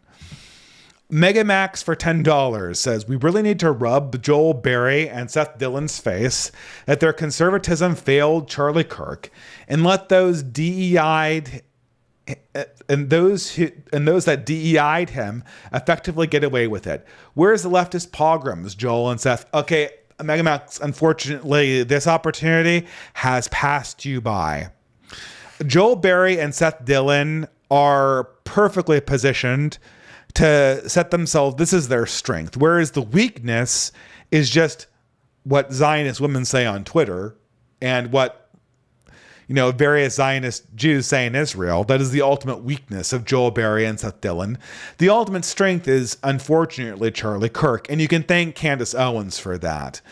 The person who dissipated the energy around Charlie Kirk's death, the person that is most responsible for that is obviously Candace Owens, who's obviously the opponent of Joel Berry and Seth Dillon. Obviously, Jeremy Boring hired her. But they have the perfect out of that line of attack. If you confront them with this, they'll say, what do you mean? Charlie Kirk had exactly my politics. He was a Zionist. And the person that made his legacy, that besmirched his legacy, and turned, what should have been a call to action into an endless conspiracy theory debate that was entirely driven by insane anti-Zionist conspiracy theorists like Candace Owens. So they have an out for that. So that's, that attack will not fly against the conservatives. Megamax for $10 says, the proper way to use Jason R. Day affair is to point, laugh, and use it as a way to sell your side's parallel institutions, i.e. Hillsdale, not as a black eye that can make your enemies change. Well, yeah, that's a good point, Megamax. But that all that does is complement my idea that the Jason R. Day affair demonstrates that short of a complete coup on the part of a presidential administration to just take over the deep state and to completely fire everyone and rehire everyone, or to make a new one, short of that, the only answer to this is parallelism. And the only utility that the Jason R. Day effect would have is if we were able to hold up something that looked better. I mean, look, Hillsdale College is a gem. I have seen, especially in the age of LLMs, I have seen progressive parents glow about Hillsdale College because of the fact that they crack down on plagiarism so much and on devices and on AI generated text. And the fact that they take that seriously demonstrates that they're actually trying to develop human minds, in a way that places like Berkeley really are not.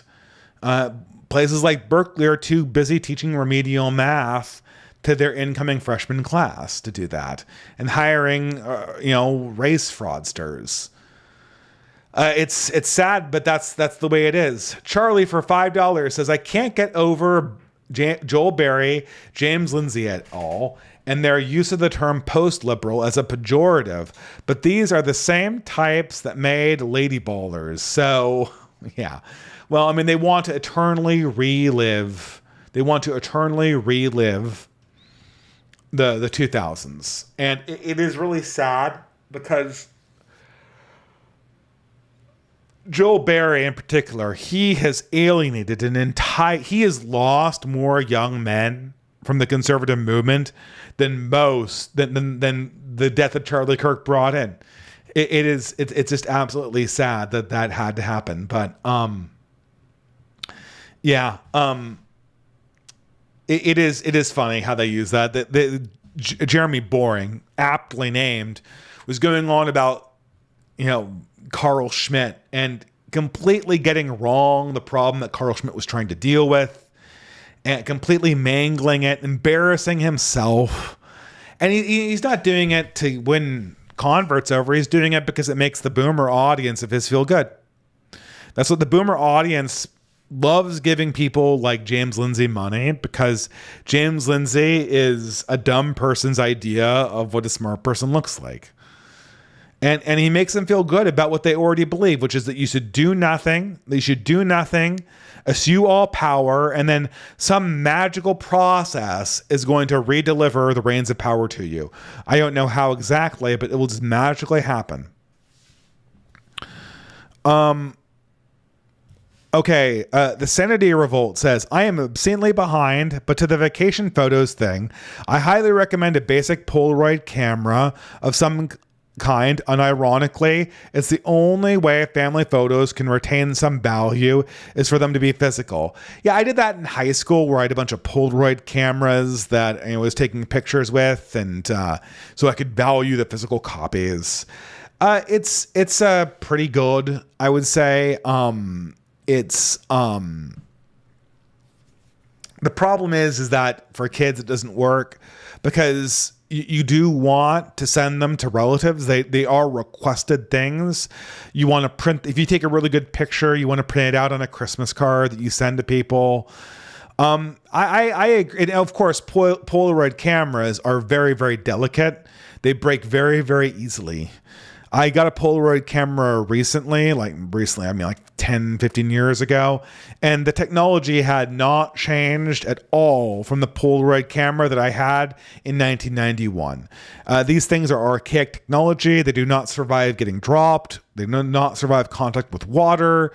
Very, very delicate things, which is not amenable to how we usually use our cameras in the modern world, and we're not, our habits are not caught up with that. I'll say that.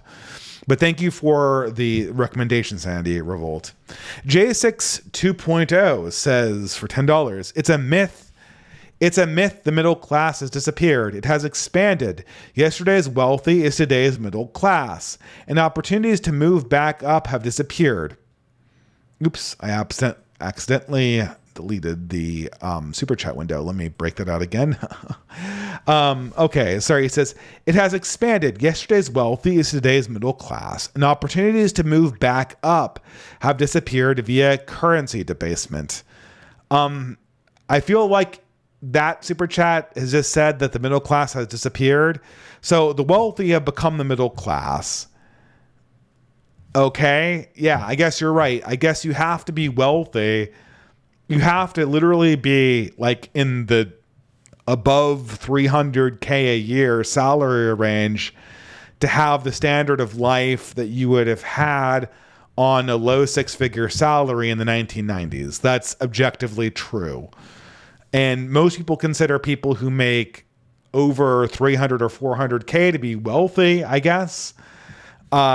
Maybe that standard is seven figures now. It's crazy, but all we're doing is just saying that the middle class is dying, and we're just describing downward mobility in different language. If it makes you feel better to say that the middle class has not disappeared, it's just that the wealthy are the new middle class, then sure, I guess we could say that. Megamax for $10 says women and true crime fans, but I repeat myself, have female group chat brain themselves into believing that Lindsay, meaning not James Lindsay, meaning Lindsay Clancy, I think, is not guilty, and actually her husband killed the kids and framed her. I mean, that's the crazy thing, is that you have like actual conservative influencers with institutional support jumping in on tall tales about Lindsay Clancy's husband to feed this kind of perverse group chat brain with like literally no accountability. And then like you call Matt Walsh out for being mean to women or something like that. It's kind of nuts. Okay, Trey50 Daniel for $10 says people tend to act their incentives. It's inevitable. Yes, they do, Trey.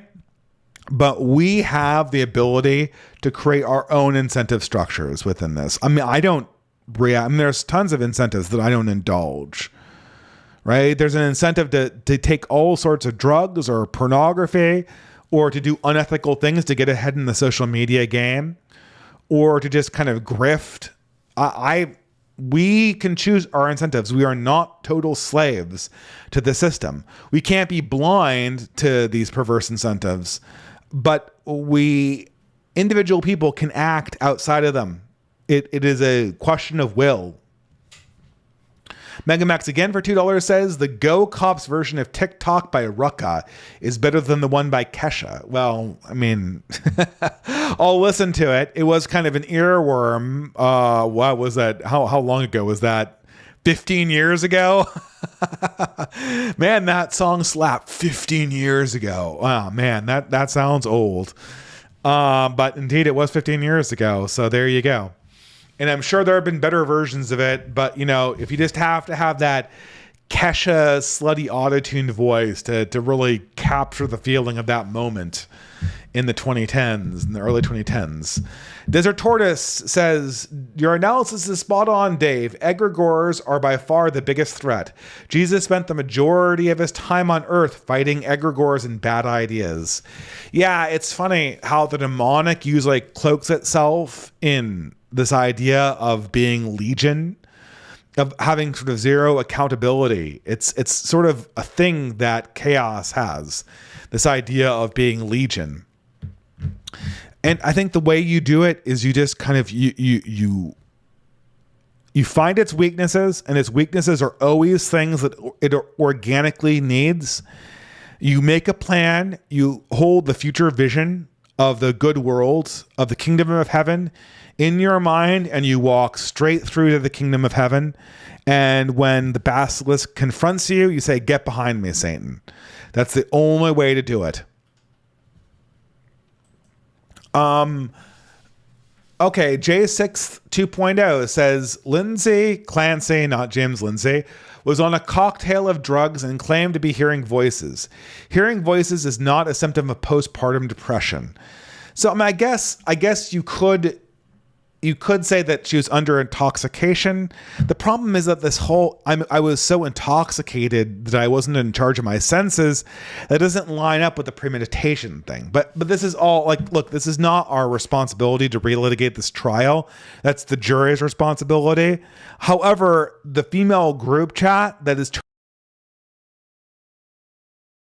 giving her millions of dollars and making AI images of her being validated by all womankind, that is our problem, because that will encourage copycats. God forbid. Bug Sabsi says, for $10, good evening. Unfortunately, I can't watch live tonight as I have some VMCA applications to work on, but I wanted to throw a few bucks your way for all the amazing content. Cheers. Well, thank you very much. VMCAS. I don't know what that acronym stands for. Veterans Affairs? No. I wish I knew what that was, but I will endeavor to pull the group chats up. Okay, what's going on here? Okay. All right, let's reload the super chats because I need to. There's a few more that came in while I was reading them, and I want to get them all. Thank you guys for. There's a lot of people on the stream. There's almost 500 at the hype. That's really good. I'm having a problem with my mouse. Let's see if that works. There we go. That works a lot better. Let's see. We've got some more super chats here. Okay. Tom Saver for 311 for $5 says, graduating summa cum laude with a BS in cybersecurity this week. Yes, all brag. Hardly sure what to do now. Cybersecurity is pure regime maintenance. Well, yeah, but cybersecurity is like where it's at in the age of AI, because AI needs to have organic cybersecurity placed on it as an additional layer. So I think you are in a great job market. Now, is it pure regime maintenance? Yes, but that does not mean that you cannot be an asset to an alternative regime, an alternative human-friendly regime that could come into place to replace our order. So I think that you should feel really good about yourself. Just try to work with an organization that's trying to put our understanding of things in place at a higher level, and use the money you make for good. That's all I can say. You know, that which technology can give, technology can take away. But that rule cuts against us the same way as it cuts against our enemies, though. So you have to always keep that in mind. Society Man for $20 USA. I didn't catch the whole talk, so I apologize that this was covered. But regarding Lindsay Clancy, the collective female view is that this is yet another men versus women fight, whereas men view it as women targeting children. Yeah, that's something that I kind of left out, is that you notice that in the Lindsay Clancy debate, as women see it, the children are almost entirely absent. They're kind of like a detail, whereas the children are central in the men's imagination, because that's the larger responsibility, that's the larger polis that we're covering. And, you know, part of that cycle that I covered, the female politics cycle, they have to always frame it as men versus woman. Man bad, woman hurt. Man bad, woman hurt. Man bad, woman hurt. That's how they win. That's how they connect through and get to, now I'm the table. They get to the concession that way. Jay Athanasius says, For $5, it's no coincidence that the Jews teach the guardian angel of Rome is Satan himself. Bizarre to mock Tucker Carlson for believing the same about the new Rome nukes. Well, I didn't know that the Jews believe that the guardian angel of Rome is Satan himself. That's odd. I don't know. I guess there's something Luciferian about Faustian man. There is that dimension to it. But I don't know. I didn't even think that Lucifer was that developed of a concept in rabbinic Judaism. I thought that he was kind of an angel in service of God. Maybe they feel that Christianity is the great test that God has given them to resist or something like that, which feels kind of totally bizarre. But really, kind of everything in Judaism seems totally bizarre. So I don't know what to say about that. Jay Athanasius says, for the last super chat, may the Jewish Messiah slay the spirit of old Rome. I guess yes, depending on what you mean by those terms, but I'm going to assume that you mean that in the same way that St. Peter did and affirm that sentiment in the spirit in which it was given, which hopefully is very, very sincere. Okay, guys, I think that's the end of we're honing in on my typical time cutoff for this thing. So let's go read our Psalm number 4. How about, and we will call it a night. Hear me Psalm 4 from the King James Version. Hear me when I call, O God, my righteousness, thou hast enlarged me. When I am in distress, have mercy upon me and hear my prayer. O ye sons of men, how long will you turn my glory into shame? How long will you love vanity and seek after leasing? Selah. But know that the Lord has set apart him that is godly for himself. The Lord will hear when I call unto him. Stand in awe and sin not. Commune with your own heart upon your bed and be still. Offer the sacrifices of righteousness and put your trust in the Lord. But there may be many that say, who will shew us any good? Lord, lift up thou the light in thy countenance upon us. Thou hast put gladness in my heart more than any time in that their corn and wine is increased. I will both lay me down in peace and sleep, for thou, Lord, only makes me dwell in safety. So, guys, thank you so much for joining me for Fiddler's Green Podcast number 78. I will see you again in 2 weeks. For the time being, have a blessed rest of the week and a very wonderful evening. Good night.